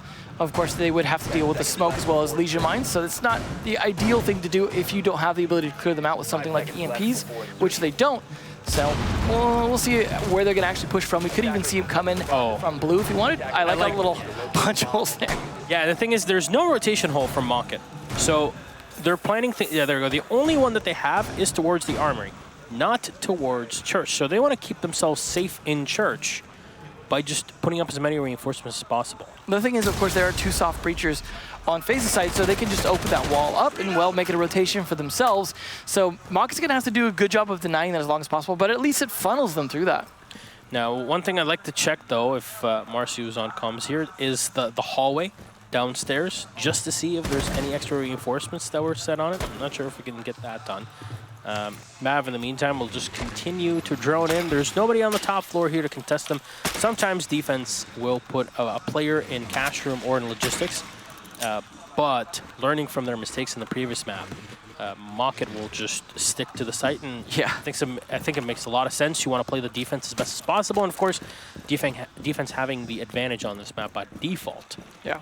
Just play to your strength. Not to mention, usually it's pretty much a kamikaze kind of scenario. If you play upstairs, you either get some kills and then die, or just die. You rarely rotate back to site successfully. Yeah, but Kamikaze doesn't play on FaceTime. Yeah, there's time for the next season. All right, that aside, Mav will open up the... it's very odd that... What? Why is it not reinforced? Oh, They put so many reinforcements downstairs, but they got the spot, and Mav should be able to get the kill here as he has an advantaged position. Nope, Corey will fall back. They wanted to get one on Moringa, but of course the drones perfectly placed from FaZe Clan. Give them an advantage early on, or at least don't put them in a bad situation. They'll have to walk the Monty in, and unfortunately the lifelines are just not enough to destroy the barbed wire, I guess. Yeah, it just did not seem like he hit those correctly, potentially. And that's going to make it much harder. This Monty push is looking like not only smoke is going to do him damage, you could also have Rips come around and throw some goo mines just towards the end of that tunnel as the smoke pulls out to make it so he's even more wounded if he even makes it into Arsenal itself. Brian has already used up a couple of his canisters as KS sits in the back behind the cases in the armory. Yuna has already gained control of the construction tunnel, or dirt tunnel, if you will. So far, damage done. There you go. Moringa will get the first one, taking down Baka. Brian, long angle being played from the top. Mav will get the second one. Vale just going down. All right, this is really spiraling out of control for Mocket, and Yuna on the shield will have to walk right into KS. The smoke has already been thrown in by the Monty, and Astra will move in from behind to try and secure the pick on the Maestro, but no, KS will land two, and even down a third one. Rips will get one. Moringa finally with a cleanup on KS, but it's a 2v2. Diffuser's not set just yet. Mav will have to come in, but the quick peek. Rips, can he get the 2v1 as he'll walk right in. All he has to do is deny the defuse plant, and there you go, he'll make it happen. The buck is down on the floor, and Mocket will take the second round. Well, this is what we saw them do on Oregon, is win their rounds right at the beginning, but then the comeback happened from FaZe. Definitely a lot of possibility for that here. I gotta say though, why was Rips not setting up more of those goo mines in that dirt tunnel in the situation where smoke had pulled back? Just because smoke would have provided perfect cover to throw those in a situation where even if they were standing nearby, they wouldn't have been able to see where those goo mines landed. Anything you could do to slow them pushing in gives you an advantage, so you can clean it up like that. And they won off of time by Rips, but it just wasn't the way it could have been, because he could have come in as the Monty with so much less health. And honestly, the only reason they won that was just the fact that Monty's push did not work out at all, trying to push right behind that box. KS got very comfortable behind the box in the armory and just did the damage that was required and more. Stayed alive after it before going back to the rotation. And unfortunately, Thermite just did not have the angle to take down his opponent, the Legion, where he went back in. And yeah, you mentioned the goo mines. Definitely very strong. Well, it's just the case where he'd have to back up a fair bit before he can safely take them out of his foot. And that's a situation where he's going to take a bit of damage each time he hits one of those. And that would be enough to put him at so low at that point. We'll see FaZe going with similar strategy to what they were running as far as attacker lineups on Oregon. We'll see if it works out as well. So they're definitely going to have to watch out for the boosted Astro. But Cameraman is going to change up. They don't need the double hard breacher. So they're going to go with a more aggressive push from him to potentially push in. And it is going to be an extra soft breacher here, which they definitely need. All right, well, the Ash will get picked up here. Of course, Finka yet again being played by the attack side, and Yuna will bring it around. So I have to say, I am very impressed with Yuna's play on the Finka, but also the perfect timing that he's had with Astro when they're clearing floors out with a Dokubu this season 75. So it's interesting because usually you see the adrenaline boost get used before the calls are used. Yep. We're seeing the opposite, where the calls are used very aggressively and the adrenaline boosts are used once or twice towards the beginning and saved after that. We haven't seen any, I don't think we've seen anyone get picked up from the boost, at the long range, but it is definitely something that can really factor in towards the end of a round when there's potential to have someone downed and your inability to get them back up because you lack players. Baka Brian will set up his Evil Eyes, and there will be one in construction. You'll be surprised how difficult it is to find some of those Evil Eyes at times, even though they're big hunks of metal. Yeah, they can blend in. They can definitely blend in, especially in construction where there's so many pastel colors due to the construction itself. So it's a pretty good spot. Now, usually what a lot of teams will do on this sort of defense is hang around that cash room. So it really depends on how Market would like to play this here. Maybe from the bottom floor, of course, they're bringing the Pulse as well. And Astro, in the meantime, he has Moringa in front of him on the drone. He's got potential calls with Logic Bomb, and there you go. He's going to use the very first one. Everything working out in tandem, and there you go. They also get the Finka boost. So he's going to try to cut off the rotation as he comes around the side, but no. The defense of Market has fallen back. Rips has Castle Barricades aplenty. And he's going to try to play the bar to his advantage as Astro might have to use a second Finka boost here for support. Taking a lot of damage.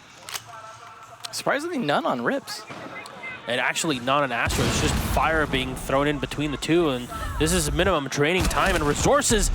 But it's a big kill. Rips will go down and no damage done to Astro. There's a peek as well from Baka Brian.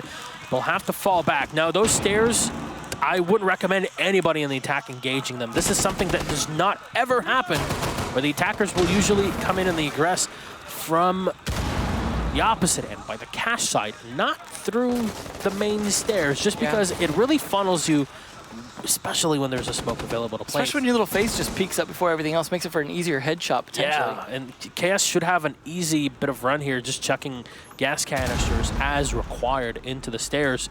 Yuna still repelled on the outside. His map should be coming up to help. I'm not sure if they already opened up the logistics office. Yeah, it looks like they're going to set up to potentially do that. They haven't opened up yet, so there you go. That's the plan.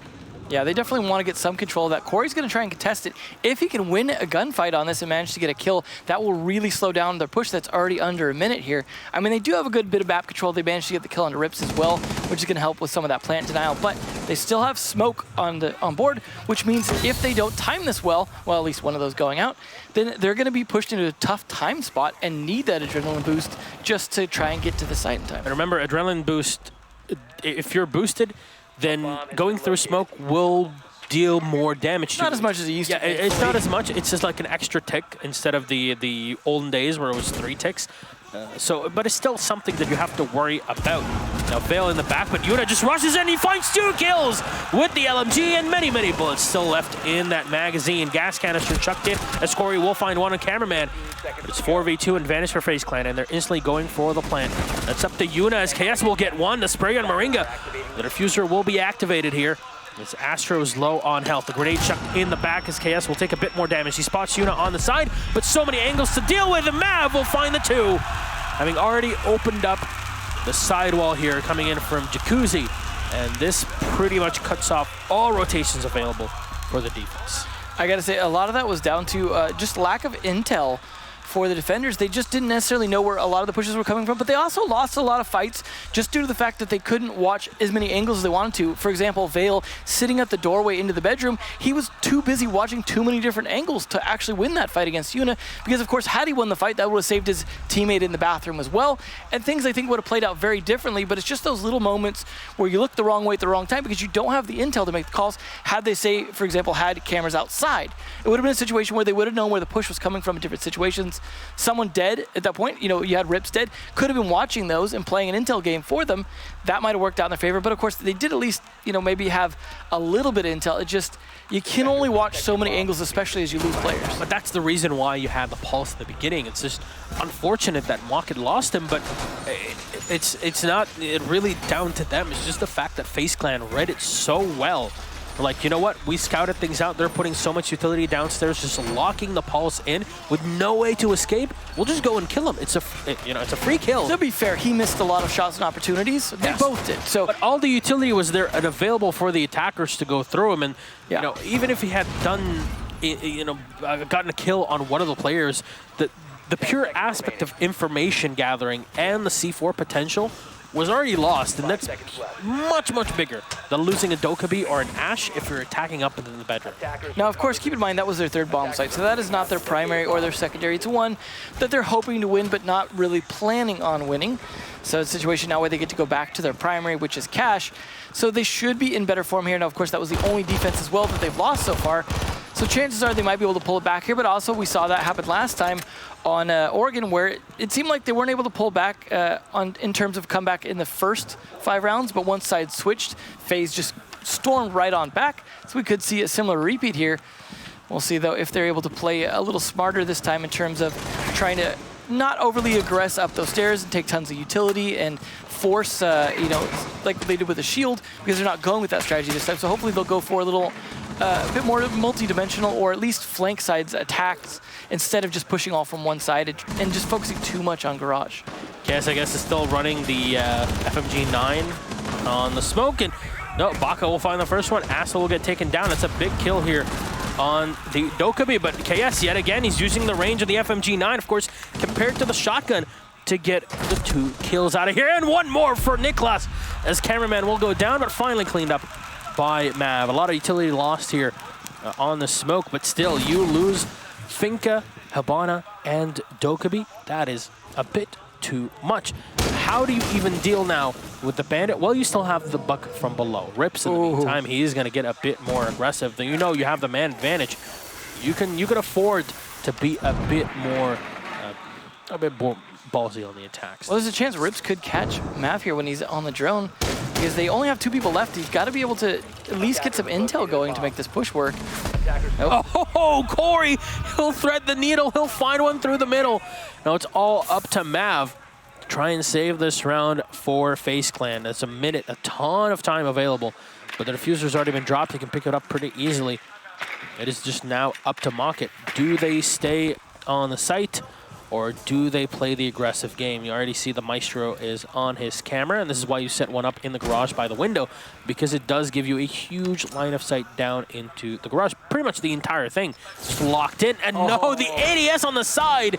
This is what happens. You have a camera above you, and there's an ADS as well right next to you in a position where you're not really going to be checking. A shield in front of you as well to make it complicated if you're bringing a Monty. It forces you basically to use the Zofia, which is not really an operator that FaZe will run a ton of. But Mav just peeking through the windows. Why? Because that's the only spot he can go through. It's just completely reinforced, and Corey again. He'll find the Bandit, the MP7 making it work, and FaZe Clan. This is starting to look a lot like map 1, but I don't know if we can get 2 huge comebacks as we had in our first matchup. We did say, though, this is a bit defensive-sided. Yes, so yeah, 3 rounds is exactly what you're looking for in the defense. Anything less, and you pretty much have lost the half. Yeah. Not just in pure rounds, but also in the fact that you should be getting a ton more work done. So 4-1 would definitely be a best-case scenario for Mocket, of course.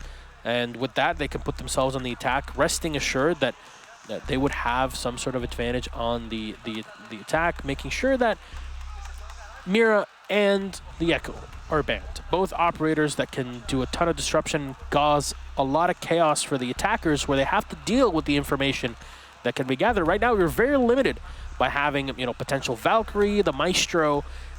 The Valkyrie is the only one you're really going to be setting outside of a site. Usually the Maestro is in and around him, but you're fairly limited on the information gathering, and the Legion is really your best bet in this position. Yeah, in a situation where there's a chance they could go for a similar style push, but instead kind of focus more on blue.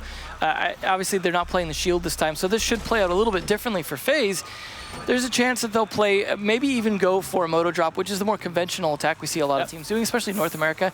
That combined with a blue push tends to work pretty well, because you pinch all of Church and you're able to clear that out somewhat effectively, because you can even have it angled in onto the people playing behind the minibar, which is always usually the struggle with trying to come in from the moto drop itself.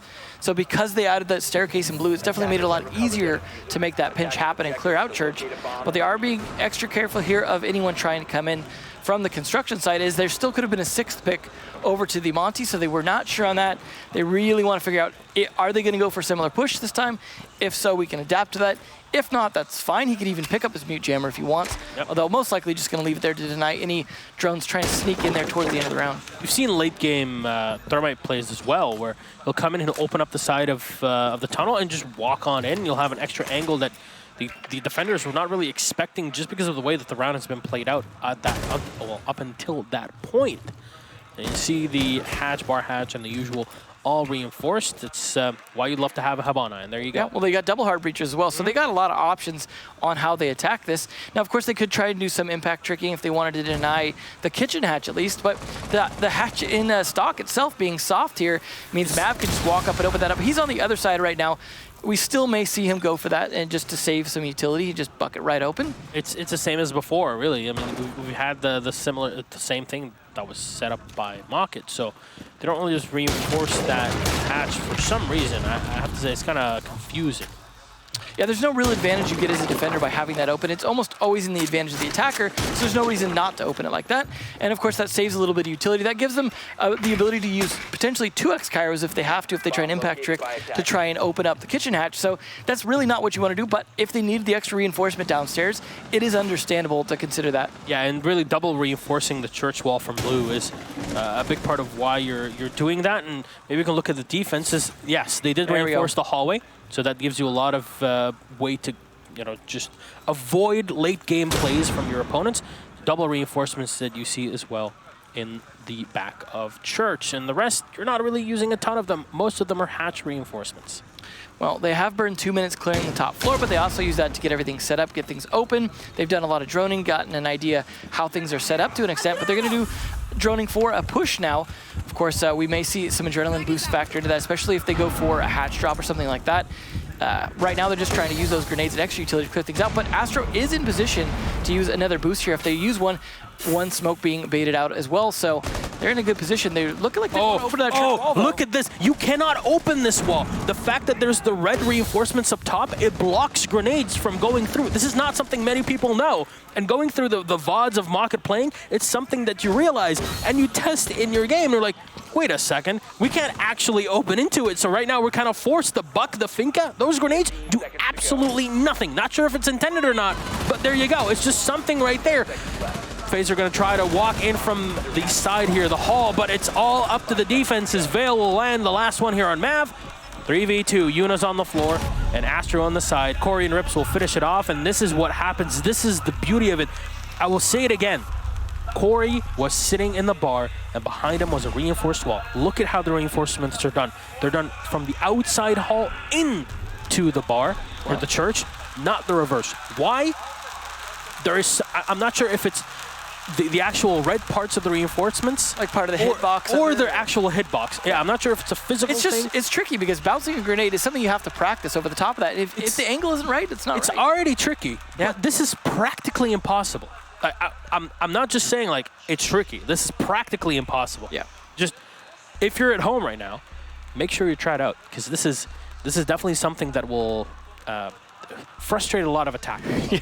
Well, a situation, especially if they really need to get that church wall as part of their attack. Yeah. I mean, they had the ability to push from blue as well as push from the motor drop that they had control of, but it's just the fact that there was no rotate already set up as well meant they would have had to rotate a soft breacher around to the blue side just to make sure they could push in from that.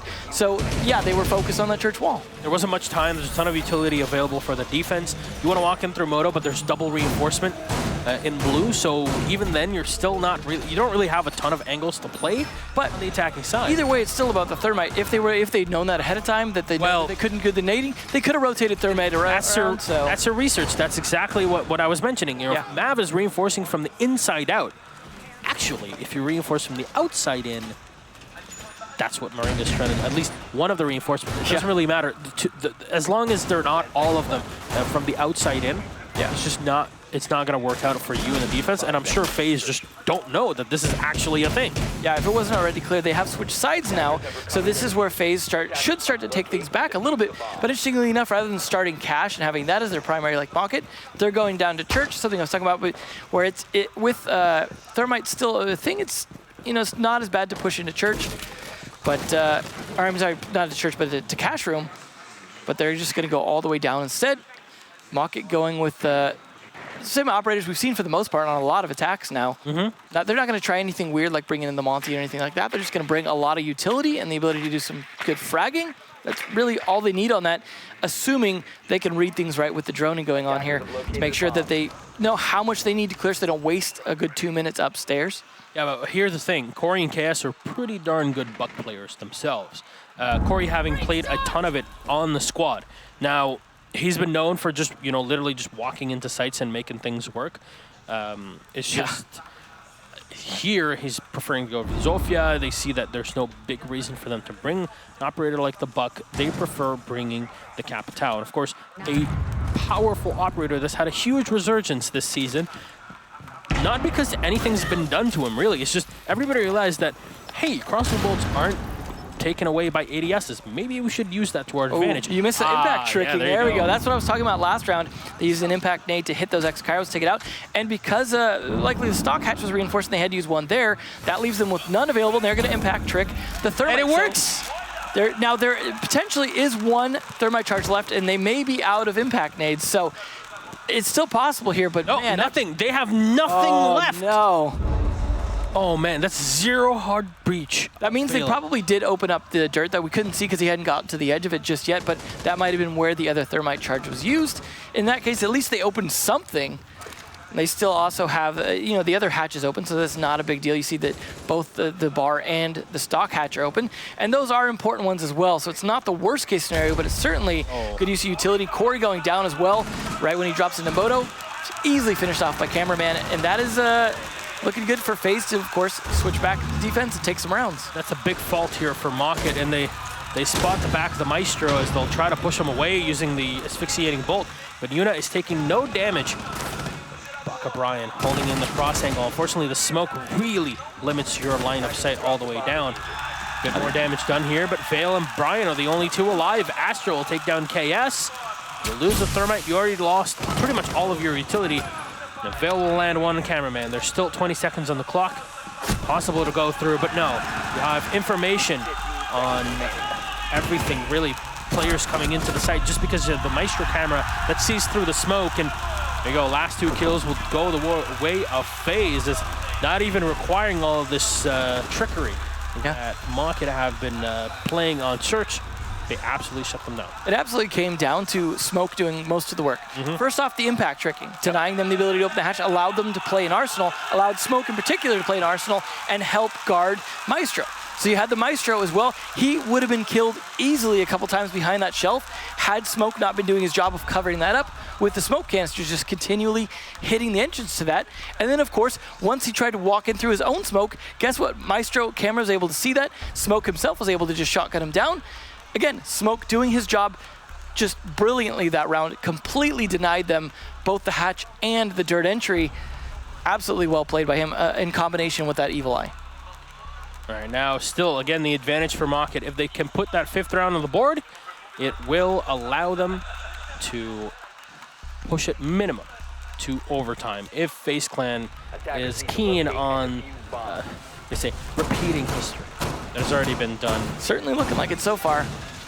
Although the flip side of that, right, rather than attacks defenses this time. We'll see, though, how they fare on cash. This is now their secondary bomb site. We could see what happened with Mocket, where they only lost their 3rd bomb site. If FaZe can do the same thing, then it'll, of course, look like, well, it's likely to go to an overtime. But we'll see. They might even, who knows, they might have a different 3rd bomb site as well. They could try bar if they want to instead of Gym Bedroom if they win this. Don't. Just don't. Don't try bar. Yeah, please don't. Don't play bar. There's a reason why. There's a reason why there's alcohol in there. Here's the thing, though. How will FaZe do it? Of course, they have those shutter bugs, so they can, play the Valkyrie fairly well. There's a few Valkyrie positions where it allows you to have info, and this is one of them actually from Yuna. It allows you to spot players that are up on the roof. And that's what I was talking about with the Gym Bedroom defense, where they struggled. Yeah, but up right on, yeah, there you go. So you're trying to spot the left side. You see above Gym and Bedroom, you can stand on top of the roof and have a clear angle all the way down to the rotation that is usually between garage and the site. And this is where the camera was thrown, but the angle is right on your edge here. You see above the the bedroom. So there's definitely something to fear, especially since Mav has a rotation hole in the perfect position where you can get shot from that angle. Now, usually what teams will do in G2 have a perfect solution for it, which is just put a shield in there. And Rips is in that very perfect position where you would expect players to be in. You see Rips just looking for the cameras outside. But that was something I was saying they should have been doing for Rocket's defense of Gym Bedroom, because had they had similar camera setup, they might have been a lot more effective. But so far, though, they were unable to deny the thermite wall being open. So cameraman just not able to bandit trick that. It looks like they also got some holes open from the X-Kairos. But you see the Evil Eye right there as well. No one on at the moment, but they are able to use that to make sure they can see if anyone comes in without peeking.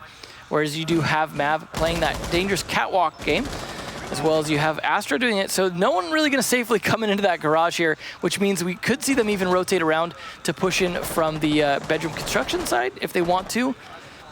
Because I would not push garage at this point with the way it's set up, unless you got some kind of advantage. Here's the thing, Astra's position in garage is very strong. You don't really expect the angles that an offender has up there until you actually are in that spot yourself, just because of the insane angle that he can get on you if you go for the cross. And there you go, KS will eat a bit of damage early on. Mav has taken quite a bit on the Maestro, however. They're going to try to push Astra away, and actually KS will find it. No ACOG needed. The Maestro spotted in the back as well. It does the damage, but KS is ready. They only down their teammate here, but cameraman will find yet another. Rips will take out Yuna, but Baka with one, the 308. C4 thrown out, but cameraman will not connect. You see the angles that have been opened between the thatch, the thermite, and the Habana. Those allow Mocket to have an extra angle into the site to hold in from the outside. Cameraman will peek and he'll find one. Can't get the second one just yet. 3v1 as he now is tagged and taken out. Baka Brian using the Habana hole to his advantage, is walking into the site from the edge. And Mocket will put themselves on map point. Their ability to win that garage fight, getting both those kills, that really was a game changer for that attack, because they were getting stalled out without their ability to take garage. They weren't pushing from any other side. But the fact that they won what was a huge disadvantaged fight for them, absolutely fantastic. And interestingly enough, instead of it going to cash again, they're going to go Gym Bedroom, but it's match point.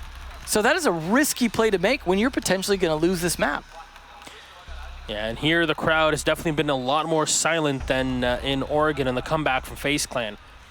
Again, this is a map that really gives the advantage over to the defense. But people that have slept on Mocket, I have to say, you were wrong, and oh, were you wrong. This is not a team that you can just, toss aside, as they've done quite a bit of work and they've changed a lot ever since their plays in the Paris Major. Well, you can see it. At least, more than half the team, so. Yeah. And you can say, hey, they played against FaZe at the Paris Major, and FaZe, outside of Villa, kind of completely ran over them. Yeah. You're not the case. Communication has been on point, and even FaZe with their perfectly timed attacks, the Finka plus the Dokkaebi boost, stuff like that. Even those have not been enough to break Mocket just yet. The problem, though, as I said earlier, is if Mocket win this, they have to go to a map that's going to be much more difficult than these two. This and Oregon are maps that they are good at. Bank, not so much, and Bank is a very good one for FaZe.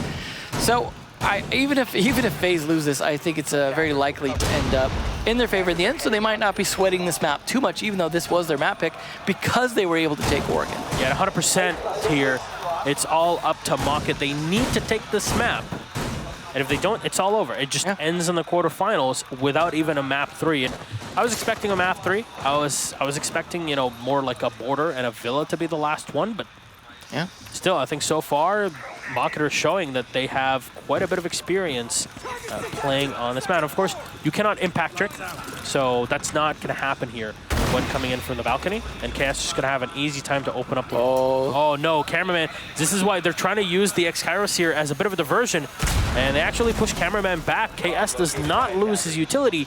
And now they'll have an angle, not all the way through the hallway, but they'll have something to to hold any crosses from Cameraman. Yeah, now Cameraman cannot approach safely to put the batteries down, which makes it easy for KS. Now that they've got this open, this becomes a much easier site to attack. If they have any X-Kairos left as well, they could potentially open up angles into the bathroom as need be. So this is a good position for Maka to be in. They may push from logistics as well now that they have that hatch open, although Corey's taken a little bit of damage on that push, but he's still in a good position to try and help clear that as they're going to aggressively peek that hatch. Oh, he's going to try to face check here against Yuna, I guess, right?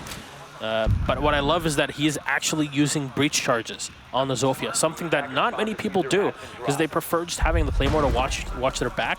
Breaching charges give you so much soft destruction potential, and wow, the side here has not been reinforced by the defense, which is kind of odd. This leaves construction completely open. Now, the wall into logistics office is reinforced, so that's something. Yeah, that might have been what the choice they made was. You know, let's reinforce logistics wall and leave trash open. But Corey all the way inside cash already, going for a good position. If they could take logistics as well, this could be a very easy flank. Now, Mav will find one, though, taken down back O'Brien. Big kill here in the Capitale before he's really able to use his utility. Another one, though, from Vale. He'll tie it at 4-4. They lose the Jaeger. Arguably not as important to have a loss compared to Mocket here. But there's the sidewall being lost. Yuna will get taken down by Corey, who, just because you lost Cash or didn't even try to have a fight in Cash, you give up so much. Rips will find one more on a Mav as Moringa will try to aggress into the Zofia, finds the headshot on Corey, but Vale is ready. And refrags on Cameraman. Last man alive is, of course, Moringa here. And well, I hope he's ready for this because there's 3 available for Mocket, and they are ready to rip into him. If they go for a plant, no, not just yet. They have the beat on him. He's going to try to come in from the logistics office, but the shotgun can do a ton, but not enough. KS will take Moringa down, and ladies and gentlemen, that is map 2 going the way of the German-speaking squad of Mocket, and we'll go to map 3. For people that did not expect it, well, you probably should have. Yeah, this is definitely, I mean, again, this is not the greatest position for them to be in terms of Mocket, but it is still fantastic. They were able to take. It's a fight. It's definitely a fight. Yeah. It's going to be down to whether or not, of course, there's just something in store for Mocket that FaZe are not prepared for on Bank. But Bank has just been such a good Latin American map in general, but especially for FaZe. So it is going to be an uphill battle. But the fact that they're going to be playing very differently than the rest of Latin do could throw FaZe off a bit. You know, they're used to playing against all the Latin American teams on it a bit more. And if Mocket just play a very different style than they're prepared for, if they didn't do any proper research on it, because, of course, Mocket didn't play Bank. Yeah. So there's nothing for them to watch, nothing for them to know. That is where they might still have a chance to knock FaZe out here, but I'm sure that the audience is not looking to see that happen. Oh, man. If there's a moment for the audience to be screaming for FaZe, it is right here, right now. You see they're all getting ready for this 3rd map. Sometimes, well, it's not sometimes, basically every 3rd map, the players on the teams are allowed a bathroom break. So they can go. I assume one of them, maybe possibly KS here. He'll be back in just a second, and we'll be ready to go directly into our 3rd map. Now, Bank, what's the big deal about what's in your opinion? This is why you're saying that Mocket wouldn't be that great on the map, especially against a team like FaZe. What makes FaZe stand out so much? I mean, they're very good at playing aggressively, especially in that basement area. The way that they're able to take it, I mean, this is where they were first trying to use Finca in the early days when it was first out. They're just able to push in fairly aggressively right into that, through the servers into the doorway. They have some pretty good plays on some of the other bomb sites, but it's just their ability to have that kind of controlled aggression that we see often working out for them, along with good droning. If they're able to hold their flanks well on those pushes on attack, I think it works out very well for them.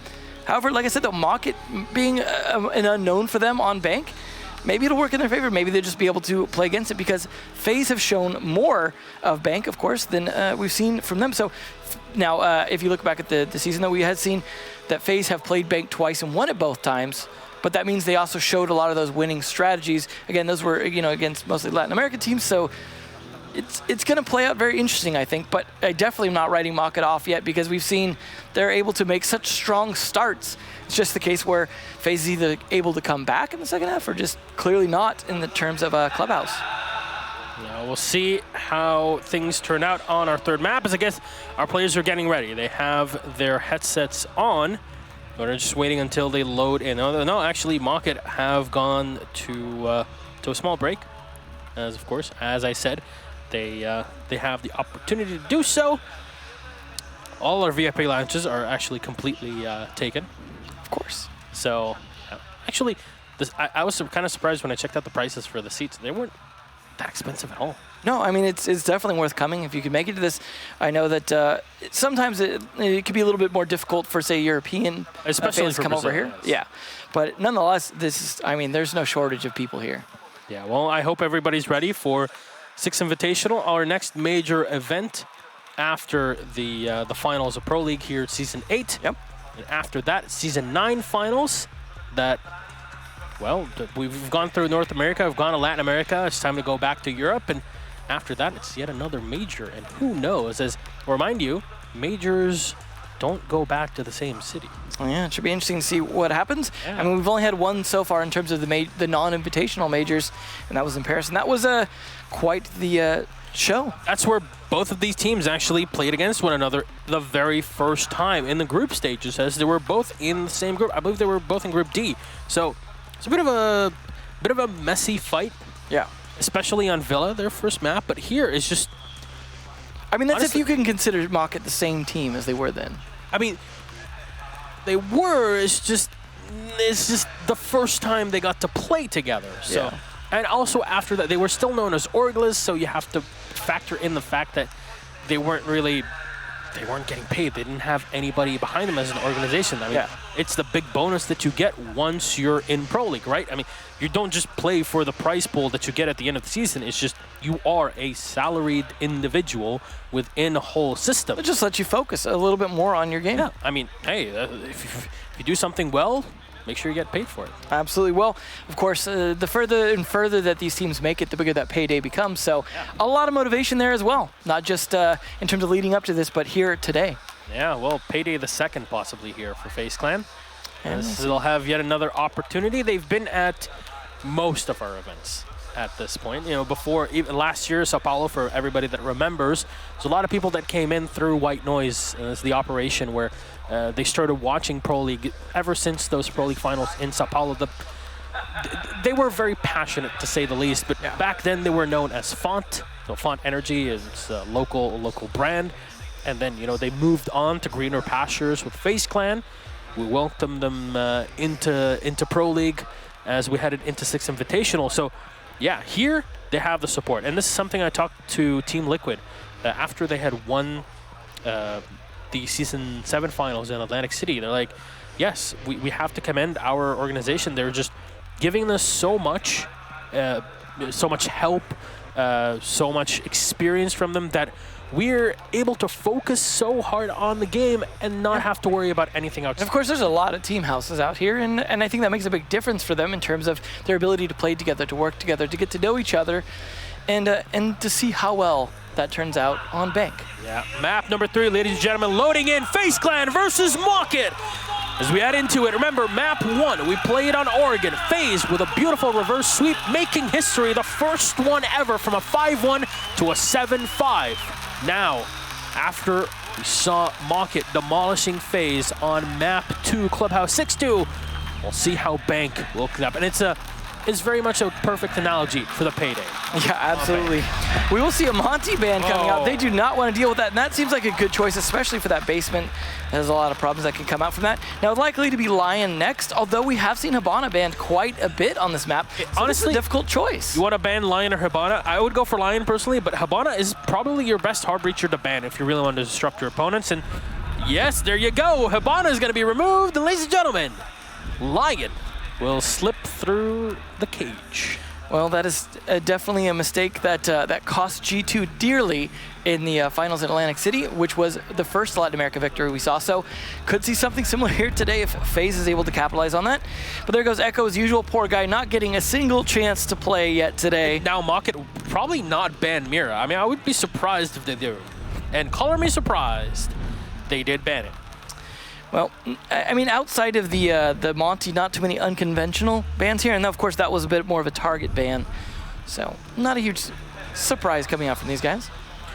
All right, well, there you go. Our 4 operators, and you will see them once we get into the game as they're on opposite sides of our top graphics.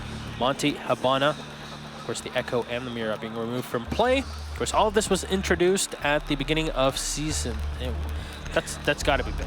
That's bait. Well, you know what, though? You know where it's been used twice to good effect by G2? He was well, I don't think we can call Shate played it well as well, the very start. Fair enough. So. Oh, there you go. That's bait. Yeah, of course that's bait. Yes. But yeah, it's certainly playable for some teams. Buck in play here instead of the IQ for Mav, and I have to say, Latin America in general doesn't really play Buck that often. Yeah. But I have to commend Mav for actually running the operator and doing quite a bit of work on him the past couple of maps, and now he's looking for more. I gotta say though, they could have gotten some pretty good use out of that IQ in terms of spotting where the Pulse is playing, for example. Is he playing in Gold Vault? If not, we could push differently. You know, where are those black eyes, where are the evil eyes? Even the ADS is being spotted. It's definitely useful sometimes. So the opposite side of the coin though is like, oh, they're gonna run a Pulse. He's 100% gonna be in that Gold Vault, right? I mean, it's not always the case, and I've definitely seen situations where had they run the IQ, they would have known he wasn't in there, and they could have pushed differently. It's the gamble that they're going for. Now, one thing that teams that have been successful on these basements of attacks, if you try to find the one missing link of what makes teams effective on this attack, the fact that later on in the round, within the last 30 or so seconds, someone, usually the Habana, which is not available here, will rotate down into the garage and try to play from there. Yeah, that's why you see a lot of times teams will run someone in garage, just holding for the longest time to make sure that no one's able to sneak in through that entryway, because of course, yeah, like it's a good flank at the very end. Definitely something useful to have here. Now, of course, seeing Jackal on this map, no surprise to anyone, as it's been his territory. He was built for Bank. Absolutely. Unfortunately for him, not finding any footprints on the way in, though it looks like they wiped their feet, so he's going to have to use the old drone to get in a bit further rather than face checking first, just to make sure that he's not going to come into any surprises. So good initial droning there, although they could have had someone droning for him at that point. Didn't necessarily need it, but you see now a lot more of the top floor clear, so he's able to freely run around the rest of it as the other teammates were doing some droning of the other parts. Yeah, Makat is starting fairly defensively downstairs, and it makes a lot of sense. And of course, Lion's going to be played by Yuna here. It's the operator for the third map will not be banned, unlike the first two. So I guess teams will let him through, at least for now. They just didn't want to deal with Monty. That's really what it comes down to. Yeah, basically. So they made a choice, and they're going to have to stick with it now. We'll see how this first defense goes. And you say, oh, you know, I don't usually see Pulse playing off of the Gold Vault. And there you go. He's playing inside servers right now. And we see that sometimes. Well, I mean, yeah, he can rotate back to Gold a lot of the time. Yeah. But he's playing fairly aggressively in here. This is something you do see occasionally because he can scan, you know, kind of across to the other side of the server to see if someone's pushing in through the sewers. But this is fairly aggressive for a Pulse, who's much more useful later in the round. And usually what you see is the Pulse that's not only in Gold Vault, but also has some sort of support. If you want to clear him out as the attack, then you just destroy the hatch from Skylight and allow you to drop in Rips. Will do a ton of damage to Cameraman, but still, the hatch has not been opened, and there's no information to help Rips out of this spot. Now, one thing's for sure, he's delayed his opponents for so long that it might actually be worth it here. Now, oh no. There's only one other C4, and there you go. They'll go into Rips and take him out. Mav will be the one to facilitate that, but look at the amount of damage done to Cameraman and Mav. Not to mention time burnt. That is perfect play from Rips, and that hatch was not opened up at all because the Habana's banned. Yeah, of that's course, why. You have to play the Thermite. You only have 2 of those charges, and now the smoke is going to be extra powerful. Extra Sinji here, as Cameraman might have to walk into this. Yuna will just run right between them, though. He'll find one, but not the second. Baka's on the floor. Astra will get one in KS. Vil will refrag as they both come in to rotate on the site. Spray into the side. The fuse has already been set, but Vil will run right through the smoke, and Cameraman will take him out. Baka, the only one alive. Unsure of where to look. There's one by the servers. That's the Thermite. Just walking towards the back. He'll be able to find him, but there's more in for him. Cameraman will spot him and should be able to easily drop down on a Baka, but they have the drone. They just have all the info on him, and the instant they can verify this, one of their teammates will just give them all the info. Can he go for it? No, he cannot. And Mav will clean things up in the Buck. Very first round. This almost would have ended in disaster for FaZe, but that's what you lose when you lose the Pulse. I mean, you ban the Habana so you can play the Pulse in servers. Sure, great play, but there's no one else to support you. Honestly, though, the Lion definitely factored in. You saw how much it slowed down Rips' ability to kind of push back. And look at that. In the service. Yep. Late there's the rotation flank. from Astro. Yep. Absolutely well played. But also the fact that he was able to stop the smoke from doing anything against Yuna along with the flashbang allowed Yuna to get in and get those kills and weaken them. So it was just good timing along with the Lion and then good utility usage and the flank, as you mentioned as well. It really won for them, but I still think that was fairly well played given the way that they were being pushed against. Maka did a good job defending that. They just couldn't win enough fights in the end, and just lack of intel combined with theirs still having drones left alive just put him in a tough spot. That was nigh unwinnable for him, but at least he got the 1 kill before dying. We'll see how Tellers goes though. Now they of course have to change bomb sites. Or no, I'm sorry, they didn't. It was an attack win. What about, yep, they could have come back and played downstairs, but they're like, you know what? We don't want to deal with Lion in that way, and I don't know if Lion's going to be really the big thing for Market to try and figure out, because again, European Pro League, Lion is kind of an operator that gets banned all the time just because of the amount of work that he can do by just pressing forward. So well, you saw how that pretty much allowed Yuna to walk into sight. Yeah, the instant he made it happen, he just dropped in. It's a similar thing that I have to commend Yuna again. Like every single time he's playing an operator that requires some sort of timing, he just does it well. Yuna played the Finca early on, and he timed everything perfectly. Well, it's good communication. He's often an IGL, so communication's his forte. Indeed it is. So there you go. It's just keeping everybody together here, FaZe Clan. Should be able to spot out the footprints here. This cameraman, of course, is running the Jackal, the Inox, the third model, that is. Should be easy to spot. And is there anybody roaming on the top floor from Market? Doesn't look like it. KS is just playing downstairs in open area. They just completely yeah, that's an odd choice. I mean, there is a buck on there. Not to mention Jackal could even open up some of the floor. There's plenty of opportunity to do that, and you combine that with the line so people can't even move. But the first kill onto Baka, Brian, means that smoke will not be near as effective as it was last round. Nah, this is not looking great here for Market. Yeah, he just peeked in for the side door of the archives and got a free kill off of it. And you know, this is why you run the castle, but what are you? You're Zofia. You do all the work, and Mav will go in, find the head of Vale. 5v3 advantage still for FaZe Clan. KS will have to rotate in and hold in from the long hallway, but so far, haven't been able to find more than drones. Yeah, it's definitely not working out here. And that's the thing is you time that line again. You time it with the buck so that you open the floor and someone can't move out of position because of the line. Just, again, good usage of that. They still have that one EE1D left as well, and hits getting popped right now. So this is going to be another opportunity for them to try and find a kill if they can. Although Corey does move and get spotted a little bit, it's not enough for them to get a kill. And Rip's actually trading it onto Astro. Not quite as good as the kills on Damaka, but still, that's going to help a little bit with only a minute left. Yeah, the Zofia had already expended most of her utilities, so there wasn't really much for her to do at the end except for pure fragging power. But that's something that you see a lot of good Zofia players doing, so. Yep, well, that's why she's one of the most flexible operators on the attacking side, and FaZe Clan definitely have that man advantage, but they'll have to walk into Corey, who has some tiny peek holes. Now, they have opened up an extra bit of line of sight, having the Thermite and Moringa to walk from the tellers. The flash will not hit as KS will straight to the side. They have the info on the attackers. The Thermite will peek, and a quick fire from Corey, but he's refragged instantly. Yuna will find him. Rips ripping into his opponent. Cameraman is down on the floor, and there's a C4 available, but will he use it? Not just yet. Yuna will make it. A 1v3. Diffuser should get set pretty easily here behind the reinforced wall. Of course, those work both ways, don't they, Em? They sure do, but unfortunately not in Rips' favor, it seems, this time, as pretty much everyone's around the corner from him in both sides. He's flashed out. Good luck. At least one kill, though.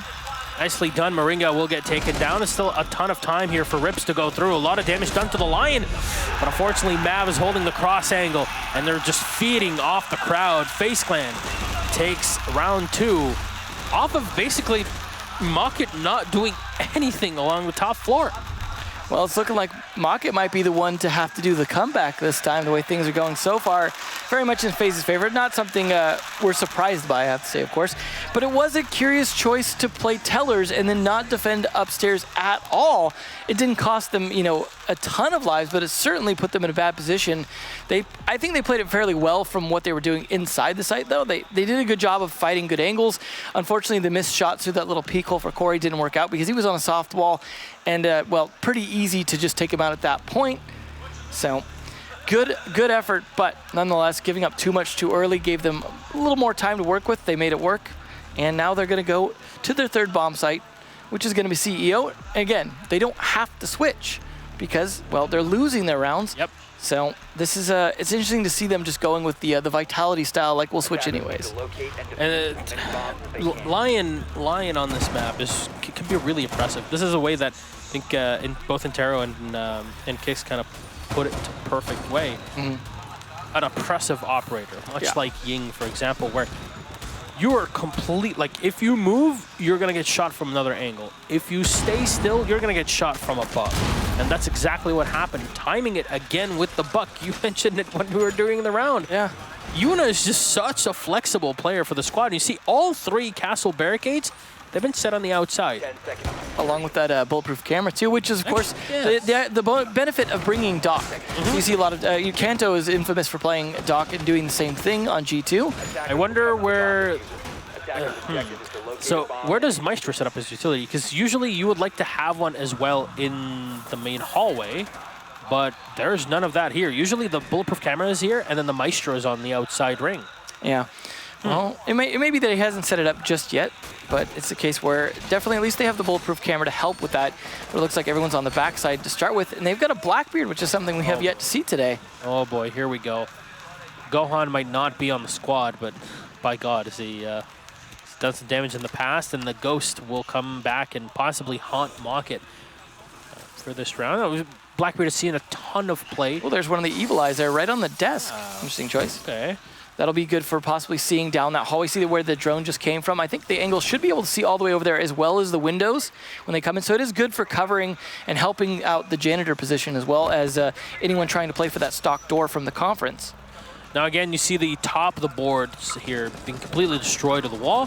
So if Moringa would like to go for a thermite play, because remember the Habana is banned, the only way to do it is a crouch play. And again, the crouch play is, I want to say, almost impossible to deal with an impact grenade. You already hear the utility being thrown out, but the wall is destroyed. Why?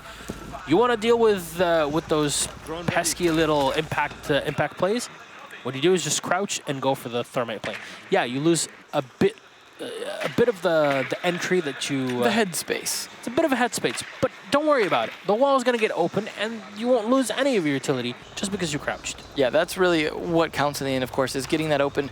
Puts a lot of pressure on Mocket to have to rotate to different positions. They get the drones in there as well to find out what those positions are. Now they can formulate their plan of attack along with that one EE1D to lock them down while they execute that. And here it goes, 1 minute left. Maybe the start of the take. Yeah, oddly enough, there's nobody on the outside plaza just looking down into the site, but Corey will be the one to take it. There we go. Mav has finally set himself up, but not before losing 2 players, the Lion and the Zofia. See, even Rips peeking out here to try and find something, but Mav will be the one to get it. Rips will come in and take down Cameraman, all up to the Blackbeard and the Thermite. Of course, has used up all of his stacks in Dynamite. And you see, they cannot deal with the Maestro camera. Yeah, they don't have the utility for that anymore. Yeah, that's not a position where you're really expecting anything from the defenders. Usually maybe a Valcam, but...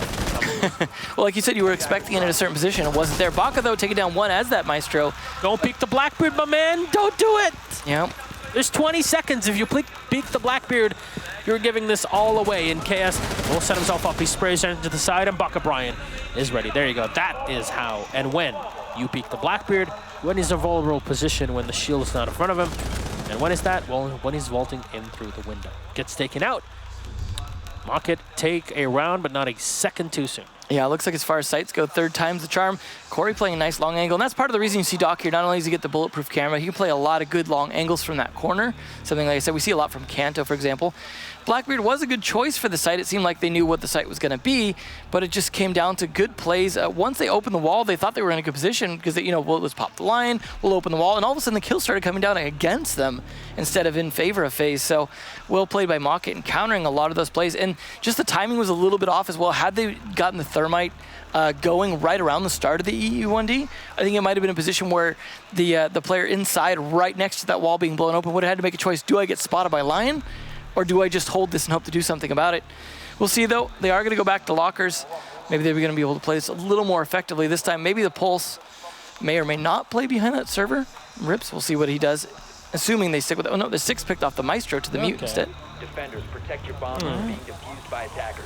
I mean, there's obviously a few bonuses to the mute. One, C4. Obviously, this, for me, if I see this signals that Rips is going to probably play in Gold Vault. Okay? I would think so, yeah. You really want that extra intel, and you don't have it with the lack of cameras. And you have extra C4 to go through with it. Not only do you have 3 C4s, but you also have the smoke.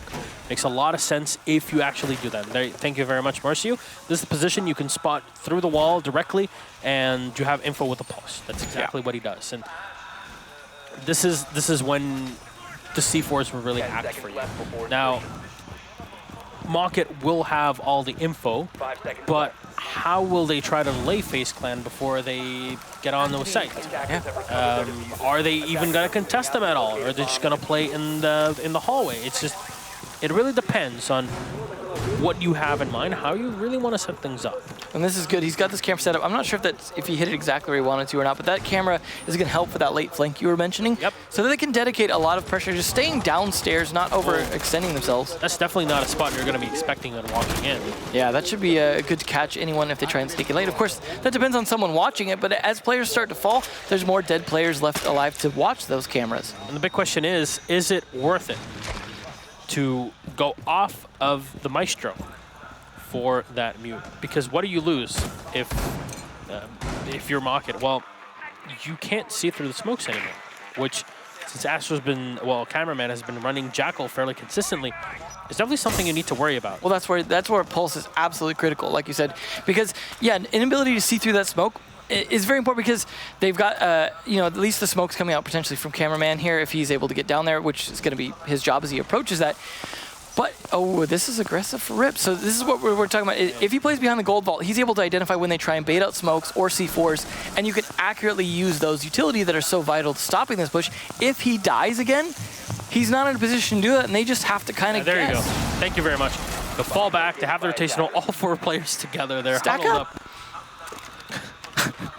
There's a little party in Red Hallway for a minute there. We're not invited even. No. Well, they do have those black eyes as well that could help with this, but it is going to depend on Rips to call things accurately when they're actually going to try and make the plant, as opposed to when they try and bait it out. There's nobody around this position, and it's already down to 1:10. There's also the black guy that right there on the little cart, just to the left of where Mav's looking, and I'm not sure if they've seen that yet as well. That's going to give some initial intel. Oh, so close. E1D pop though, so they can start to make some progress into the room without anyone pushing them. This is a little bit slow going. Not really on the plan here on the board for Mocket. Of course, we'll remind you again, there's a lot of C4 available, 3, plus 3 gas canisters from the smoke. A player, of course, watching for potential late rotations here, and that's, of course, KS.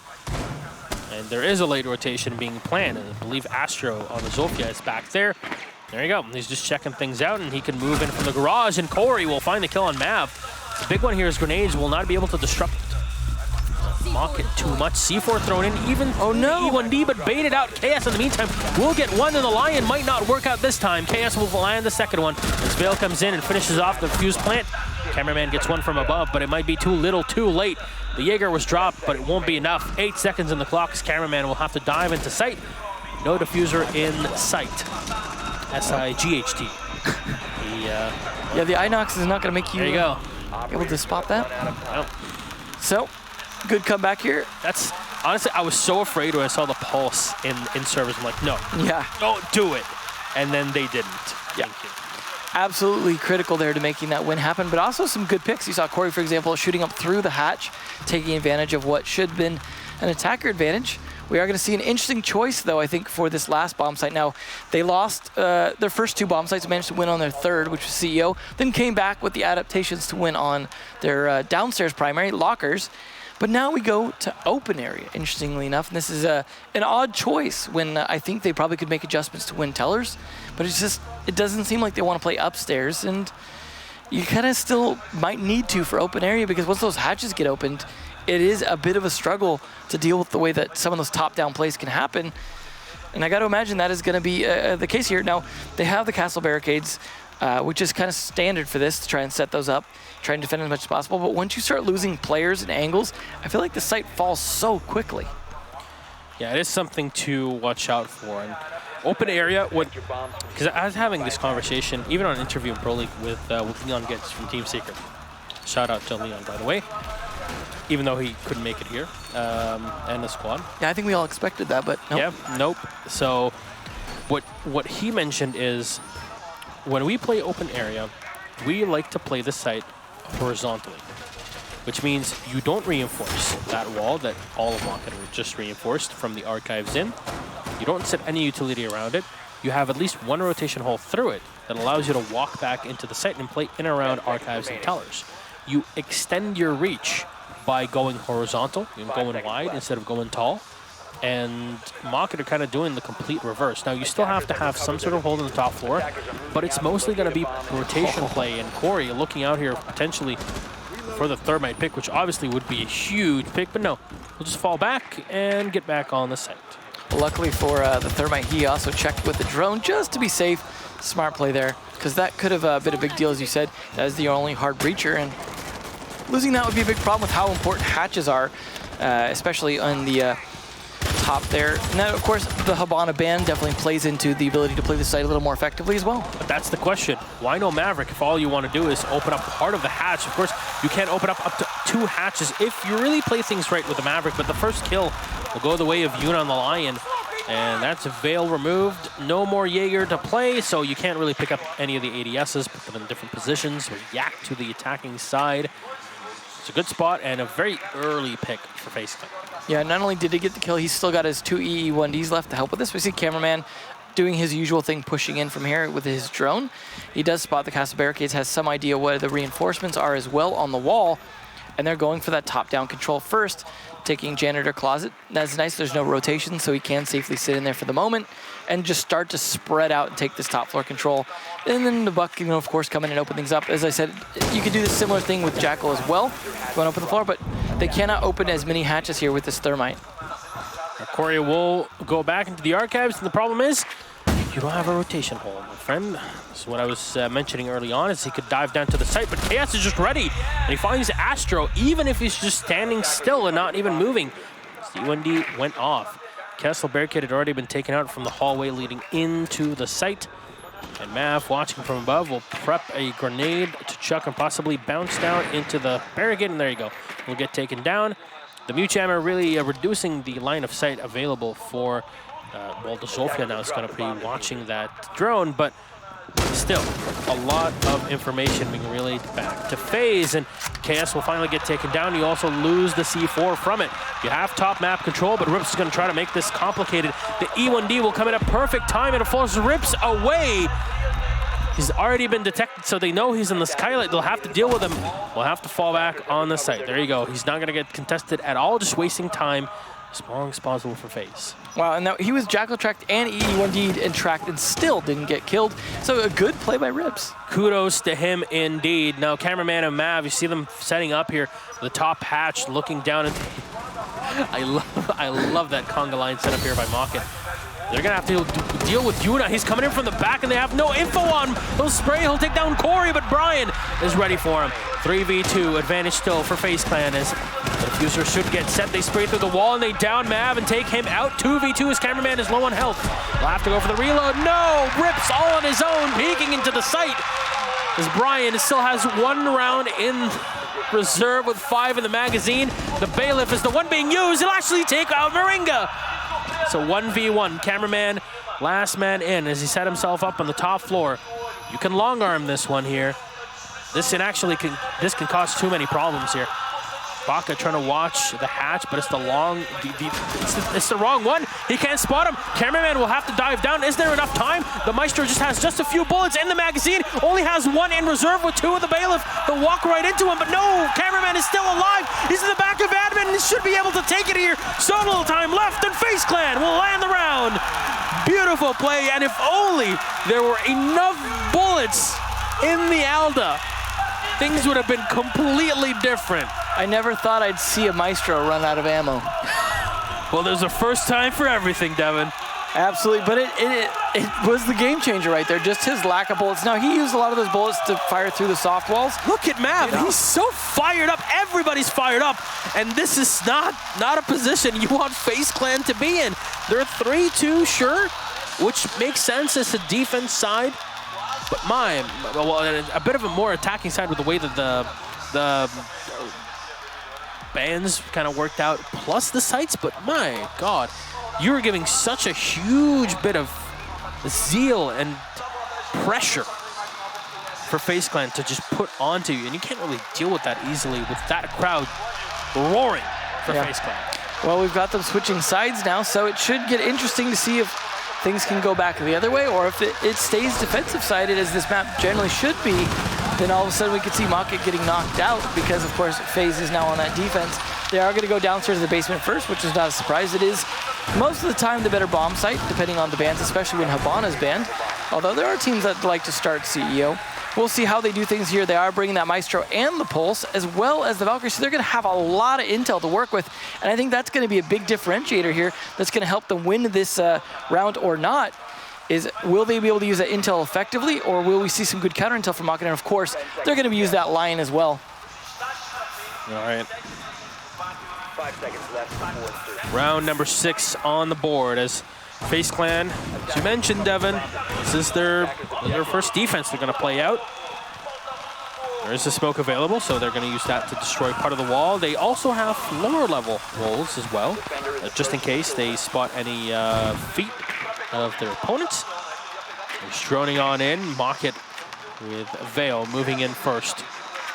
And the Jackal droning in, making sure they have info on any opponents that are possibly set on the top floor, but obviously here, not the case. And Corey still holding on to angles just in case his opponents would also like to get aggressive, but it really is not the case at all. FaZe Clan are falling back on the site. They realize they have the advantage just by having the Pulse on the board. Now, they only have 2 C4s between the Pulse and the Valkyrie, but the smoke from Moringa is definitely not something to be scoffed at. And Veil will scan. He'll get the info on the Valkyrie downstairs. They haven't been able to do anything with this. Again, FaZe Clan are just on the site and they're not moving away. They have a hold on that blue stairs, which is usually a position where you've seen Ella being picked. Again, Panics from Penta plays this position very efficiently and very effectively. It's just Astra's the one to go for it so far. Corey on the buck, just laying down, potential peek from his opponents, but no. The Jaeger's gonna stay down and he's gonna run all the way back. You can't really sacrifice the thermite charge there, but I'm not sure. Yeah, there you go. They're actually gonna use both of them to open up hatches instead of open up the wall. So this is different, but it definitely does work. It puts you in harm's way. There's smoke plus 2 C4s available still for FaZe Clan. Located by attackers. All right, Corey still peeking in here as Lion right behind. Remember, the Lion was not banned in this matchup. Definitely something that's a bit odd, to say the least. Flash right into Corey here is it's a bit of a team flash. We're going to set up for the grenade as well into the red hallway, and it's going to get caught by ADS again. Beautiful positioning. That's definitely going to make a big difference. Mav's just doing a great job there on that Pulse as well. This looks like it could be a 5v5 fight for the Execute. And with the amount of damage done to Mocket already, it can definitely go the way of FaZe Clan. C4's already been prepped and in the hands of Yuna. You can chuck it all the way from the back here, by the way. If you didn't know that. It's just, it has to do with your angle of approach. All 4 players diving right into the hallway as Moringa and Astro will get 1 each, but Mav with a 3rd one. 3v2 advantage for FaZe Clan as Mav will go down, but Corey, C4 has been thrown into him, but it's not enough to take him out. Pistol, though, being whipped out as Astro will find the kill, and the 2nd one for Astro. The fuser's been set, but too much aggression from Mocket. Not enough to take it for them, and FaZe Clan will take the diffuser out. They go out 4-2 and are closer and closer to the victory. That went so wrong when it just should have worked. The EE1D well timed. They jumped into sight. It seemed like they were surprised there was a pulse at the end of the hallway. Look at this crowd, absolutely insane, and to say the least, we can all hear our wonderful Brazilian casters. There's a reason why. There's a reason why they're the loudest. Yeah. And this crowd is not making our jobs easy at all. No. Well, it's looking like they're excited for a reason as we are heading towards a possible FaZe victory here. Although Mocket, have yet to be in the comeback position, they could potentially do so here still. It is not even match point yet. So I have to say, the fact that the Buck pushed out into red hallway after that to go and kill Yuna kind of lost them the whole round. Yeah, it was just some mistakes with who was available left. I mean, they pushed in that aggressive push into the hallway. Down. Yeah, it was a smart push into the hallway, but it just seemed like they got caught surprised by where everyone was. It's like drone before you do that. He got the kill on the pulse, and then he just rushed in to fight Yuna in the back. Don't do that. Fall back. The diffuser's already been planted. You've done your work. Don't frag chase at that point. Yep, it's just, it's hunger, and it can overpower you at some point. Yep. Well, we'll see, though, how they do on... That was just their first defense. They're going to go up to CEO, which is a good second one. We didn't see CEO other than 1 time from Mocket, so it'll be interesting to see if this goes a similar way. Now, they are not bringing a Blackbeard as we saw FaZe doing on their attack of this, although they still have a lot of good utility in store. They've got the Thermite to open up the wall. They've got the Jackal to do his thing and track it, along with the Lion to be able to lock them down. Pretty much everything they need. They're not going to get as much use potentially out of the Buck unless they say go below to try and do some bucking there. But nonetheless, still a good operator. And it's interesting to see because KS has usually played most of the time the Buck and Corey on the Zofia.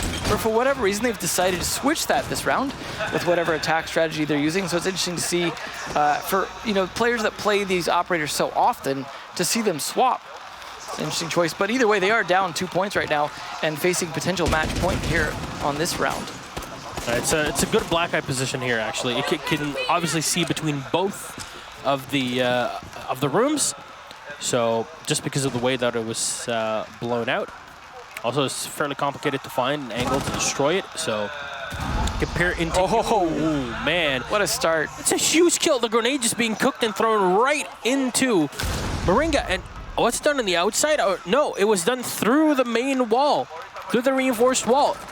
Well, let's just say it together here, Devin. What do these holes do? I believe they work in 2 directions. Both ways, in both directions, and this time, nothing that the smoke can do. Unfortunately, no ADS sit anywhere near it.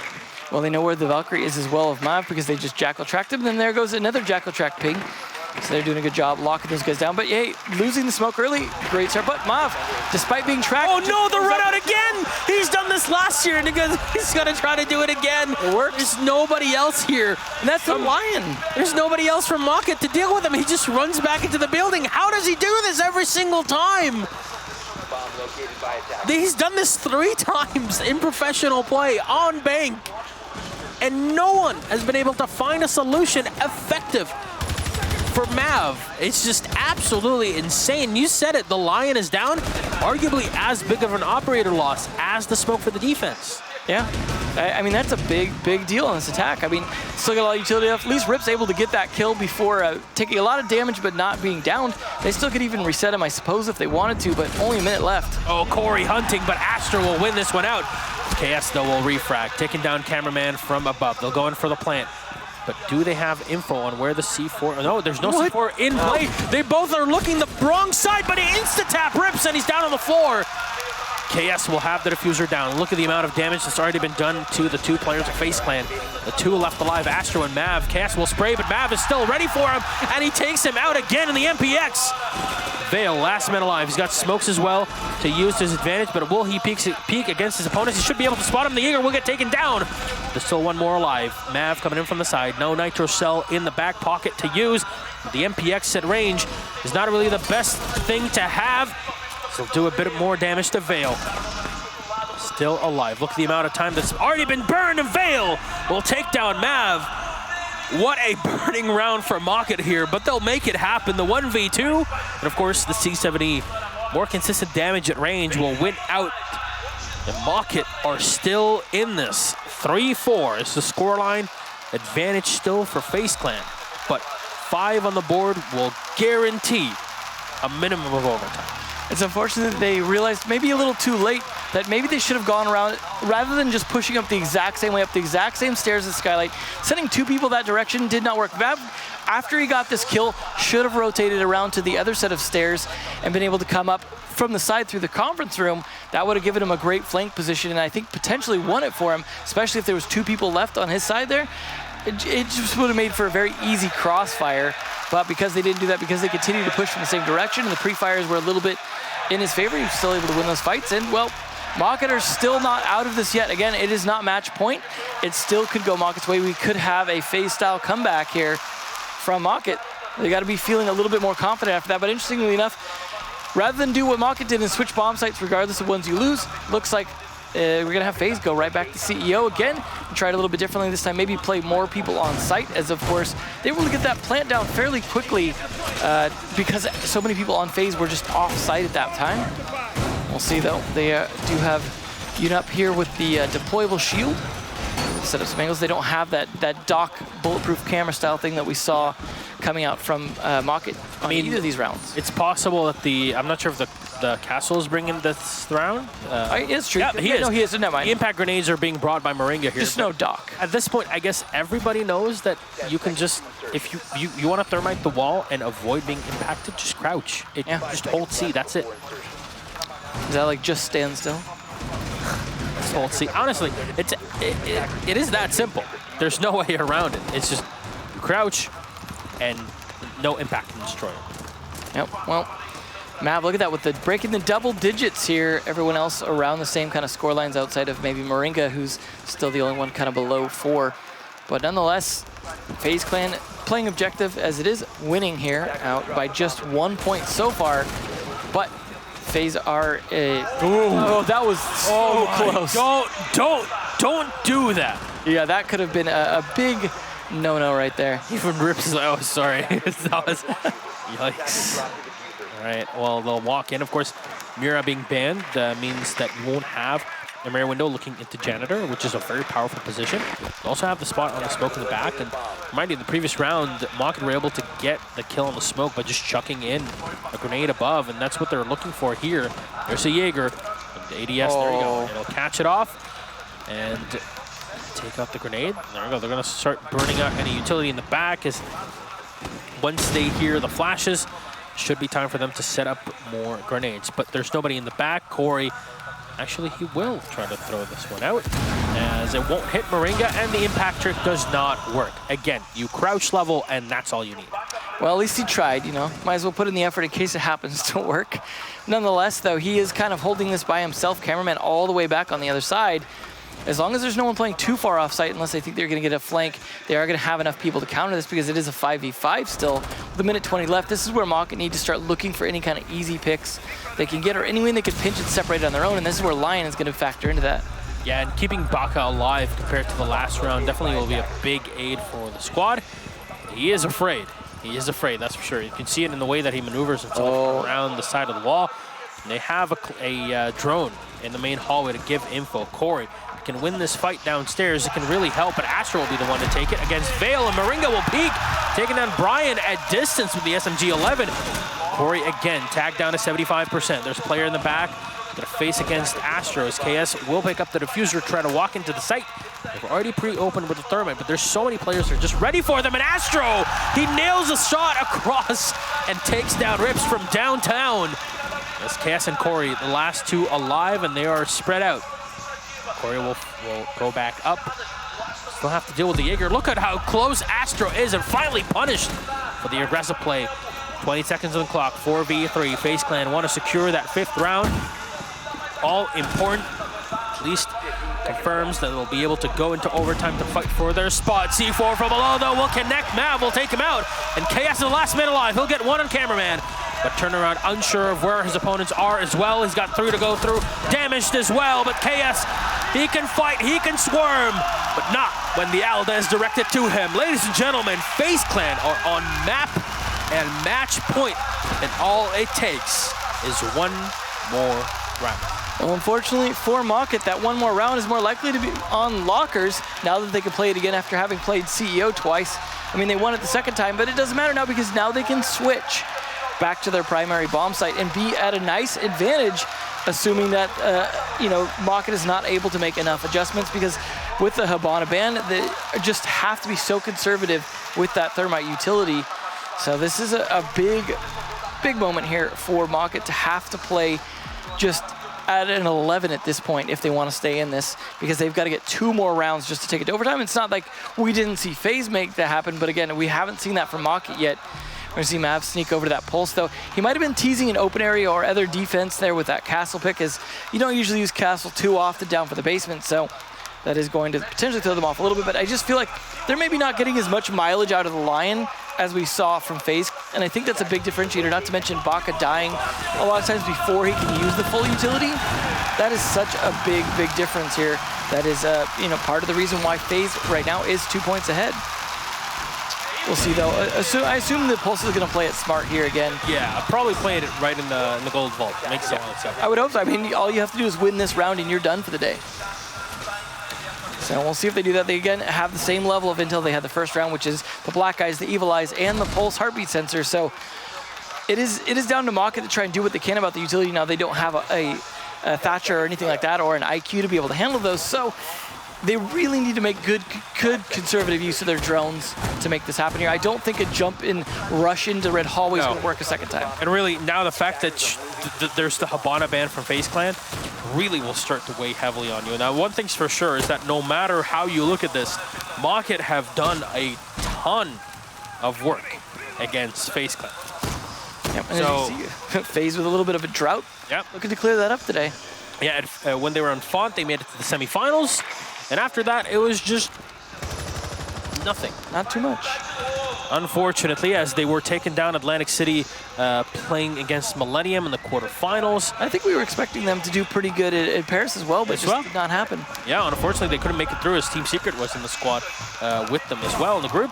And if I remember correctly, both Rogue and Team Secret went out of that group with D of the Paris Major. But it all rests on this one round here. For Mocket, really, because you still have a bit of leeway for FaZe Clan. You guarantee overtime a minimum, which means you still have some ways around it. We saw how the first map went, way of FaZe. Yeah, but I gotta say though, so far Mocket has been the more dominant team because they won last map 6-2, and that is now impossible for FaZe Clan to do. So there's still, again, a lot of potential for Mocket here. One thing's for sure, no matter how you look at it, Mocket has really done a ton of work, and it is very commendable for them to have come here and have to fight not only against one of the best teams in the world, but also such a huge crowd that is rooting against them. It really is a psychological thing that is very difficult to comprehend and even convey to everyone that's watching this. But that aside, they're not out just yet. There's still 2 potential rounds for them to win and take it to OT. Lion will get used. The Mav here on the Pulse. It's already been tagged down to 50% health.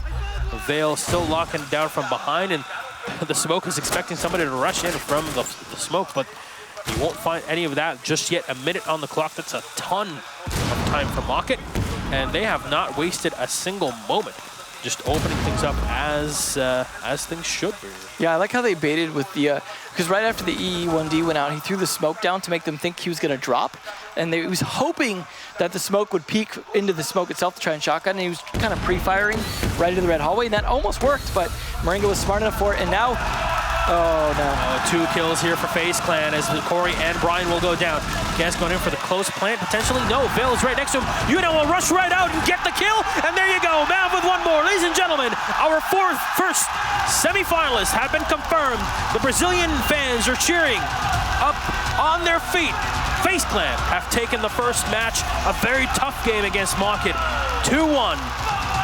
And there you go. They'll go to the semifinals. They'll go back to the hotel, relax now, and get ready for their match tomorrow in the semi. Remember, they will face the winner of the rematch of Atlantic City Pro League Season Finals of Season 7 between Norarengo and Rogue. The winner of that match will face off against FaZe Clan, and no matter how you look at it, FaZe will have a huge advantage. The least of which is that. Well, you gotta imagine though, there's still a lot of pressure on them because that definitely did not go as well as they would have liked, I imagine. Getting down to 3 maps like that, losing their map, getting that close to a potential overtime still. They definitely did not win as clear-cut as they would like because the competition only gets harder from here. Yep.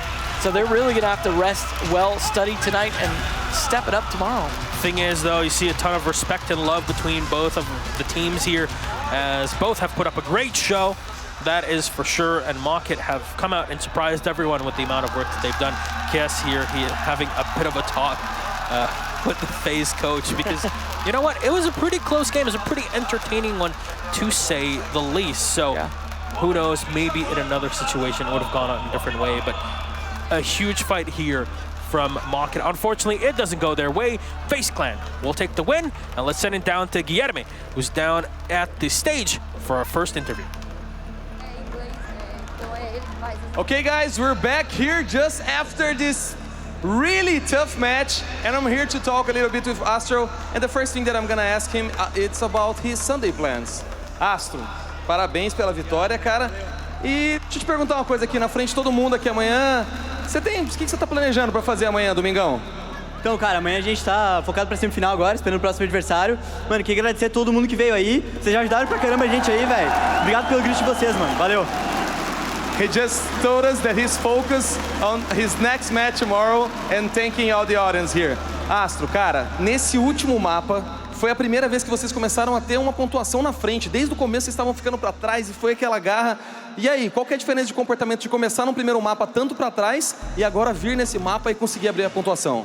Então, na hora eles começaram muito bem, começaram fazendo 5 rounds, quase 15 sequências na gente. A gente desistiu parar de usar a montanha, pegamos a finca e a do Caeb, que a gente costuma jogar bastante em ranked, tanto no R6TM que tem agora. Então a gente tá bem acostumado a jogar com eles. A gente só foi rasgando os gringos ali, deu certo, é isso aí, velho. He just told me that he used some of the tactics that they're actually been practicing to change their behaviors from the first match to the last one, and that helped them to go through the other team. Uma outra coisa que eu queria te perguntar, a gente tá cheio de fanático aqui, então é legal a gente perguntar coisa do jogo também. O Lion é um dos personagens mais banidos da temporada e não foi nessa rodada. E deu pra ver que muitas vezes eles vieram na sede para entrar com jogada de Lion e vocês seguraram. Vocês estavam preparados para isso? Como é que foi o planejamento? Então, a gente baniu o Lion nos 2 primeiros mapas, então a gente deixou... Como a gente começou atacando na banca, a gente preferiu deixar o Lion e banir a Ibana, que era uma tática meio que antiga nossa. Então a gente abusou do Lion no ataque, conseguiu fazer 3 rounds, que era uma vantagem do ataque, né? Poder ter essa larga escala de rounds aí. Então a gente usou o Lion ao nosso favor e eles não conseguiram usar tão bem. Acho que não estavam tão acostumados na banca ali. Mas a gente conseguiu ganhar e valeu aí. I asked him about the Lion ban, which is really usual in this season, and he mentioned that they prefer to ban Hibana, use Lion in their favor, and in his opinion, Market couldn't use Lion as successfully as they did on this match. Astro, mais uma vez, parabéns, cara. Você tem um recado aí pra galera que tá acompanhando vocês aqui hoje? Valeu, velho. Galera que veio aí, obrigado. Quero que apoiem a Immortals aí, mano, que a Immortals tem chance de ganhar da G2 aí e ter 2 times brasileiros na final. Então é nóis, tamo junto, guys. Valeu. É isso aí, galera. Uma salva de palmas aqui pro Astro e pra FaZe. Parabéns, Astro. So that's it, guys. We just finished with Astro here, and he mentioned that he told everyone in their audience here to support Immortals later today, and that they are prepared for the next match tomorrow. Congratulations to our friends for FaZe from the win, and also congratulations from Market for an awesome match. It's back to you guys. Thank you, Guilherme, on our stage live at the Jeunesse Arena in Rio, which is just like the quarterfinal you want to start things off. If you're in Rio, in a Brazilian place, you want the Brazilian fans to be excited, you want to give them a show. That is exactly what those teams did. It was by no means the one-sided encounter we feared it could have been. Wilkie, Zeronic, a great quarterfinal to kick things off. I think we got a bit stressed when we were seeing Mocket get 5-1 up there. Yeah. We definitely did not expect that. I mean, Oregon was the map that we talked about. If anything, it was probably going to happen on Oregon. Sure, we were wrong. That happened on Clubhouse, but they were very, very close to taking Oregon 6-1. Yeah. And we said they've got to get off to a good start if they want to shock this crowd, if they want to quieten this crowd and worry FaZe. They did. That was very quiet. It was a better performance than that kind of, we're panicky thing we were talking about earlier on, which is what they said. Maybe it was a little bit of mind games. It was a really, really good match. Wilkie had a lot of fun with that one. Yeah, they got the dream start that they needed, but after you're up 5-1, I felt like they tried to close it out way too much. Okay. Like when you try to push it, you're starting to make mistakes, like jumping out the windows. Like you should have just overconfident. Yeah, like Whale jumped off the big tower window. He had potential to get 2 kills. He killed the first one, but then like completely missed the other guy rappelling like normal way, and then he had time to go upside down and then shoot back Whale when Whale was missing all the shots. So that's like when you push it too hard, it just doesn't work. Yeah. You need to be relaxed and confident what you're doing and just take it round by round. Don't think about that we are up 5-1 because that happens. I mean, momentum was with them, sure, but you can't rely on that, and particularly against a team like FaZe. You can't be thinking, we've got this, let's just go and start, not showboating, but sort of edging on consciousness of not trying quite so hard as you did at the start. But I give it to Mocket that FaZe, or more about it was FaZe's problem, that they, in the beginning, they let Mocket to execute. They didn't challenge them at all on Oregon. Like Mocket came to the big tower, then they came to the blue, then they took the hatches from meeting, then executed. And FaZe didn't challenge them at any point, except when they started to plant, then FaZe started to like shoot them back. Yeah. And that's not the way you want to play against Mocket. That's really execute-heavy team on those situations. But you need to challenge them before that, try to get some picks, kills, delay them at least. If you give them that time and room to do whatever they want, they're going to take those rounds. And they did. And they did. Zeronic, did you see anything on that first map that helped FaZe come back, or was it really Mocket just taking their foot off the gas? The second they swapped to attack, because then they didn't have to worry about the mid-round aggressive play that they needed to do. Like, as you mentioned, there was no point where every time we saw them on defense, they kept falling back. On attack, there was no such thing. They take the first loss, I think it's around 8 on Oregon. They take a loss, and within 10 seconds, they get a 3-man advantage on that, and then push it straight through. Next round, we see Astra getting an ace with CZ. Just like he waits up by Attic, waits for the rotate to come, kills that, and then instantly rushes site because there's not going to be any more roamers. So aggressiveness was much, much better on attack, and it wasn't just on that map. They fell very short on Clubhouse. Like, their attacks were atrocious on Garage. I think that's a fair way of saying it. They never got Garage. They couldn't take it as attackers. They couldn't hold it as defenders. But on Oregon and Bank for that matter, their attacks, they were powerful and they were fast. You didn't like their choice against Thatcher? No, that kind of goes for a lot of the rounds, and the same with Monty. The Monty they figured out on Bank. It was fun to see Mocket ban Monty out. Yeah. When we didn't see Monty succeed for them on Oregon or Clubhouse for that matter.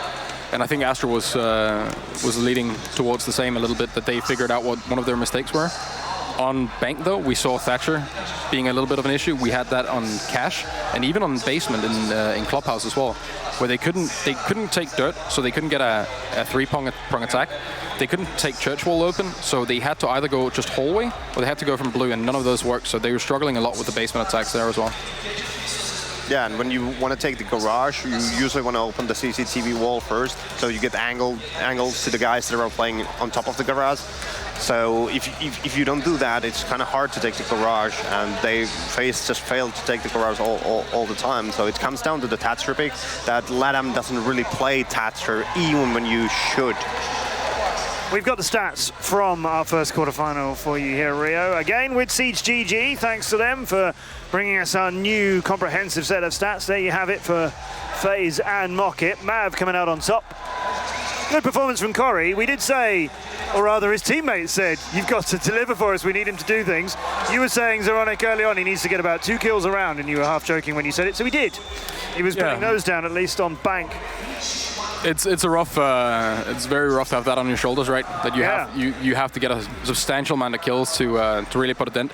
But in all fairness, on Oregon, especially on attack, he did really good work there. He did some drops into the hallways of basement and was allowed to literally go prone on site and get 2 or 3 kills sometimes. So Corey definitely pulled his weight there, and I don't think his teammates are going to be any worried about that anymore. Yeah, I agree. Corey did his job really well. KS was, like, on regular season, KS was the 2nd best player of the team, and now he's on the bottom 2. So, well, you can never play him single player, but if you're the most experienced player on your team, you need to show the example for the whole team. For a team who've played 3 maps and took it to overtime, or were taking it against them really on overtime on the first one, and then, you know, had that really long contest, I'm a little bit surprised to see that only Corey has a positive KDA out of them. Yeah, but then again, a lot of it comes down to if you end in these situations where there's a lot of people in one team, you know, and you're not so many, there's more kills for Corey to get.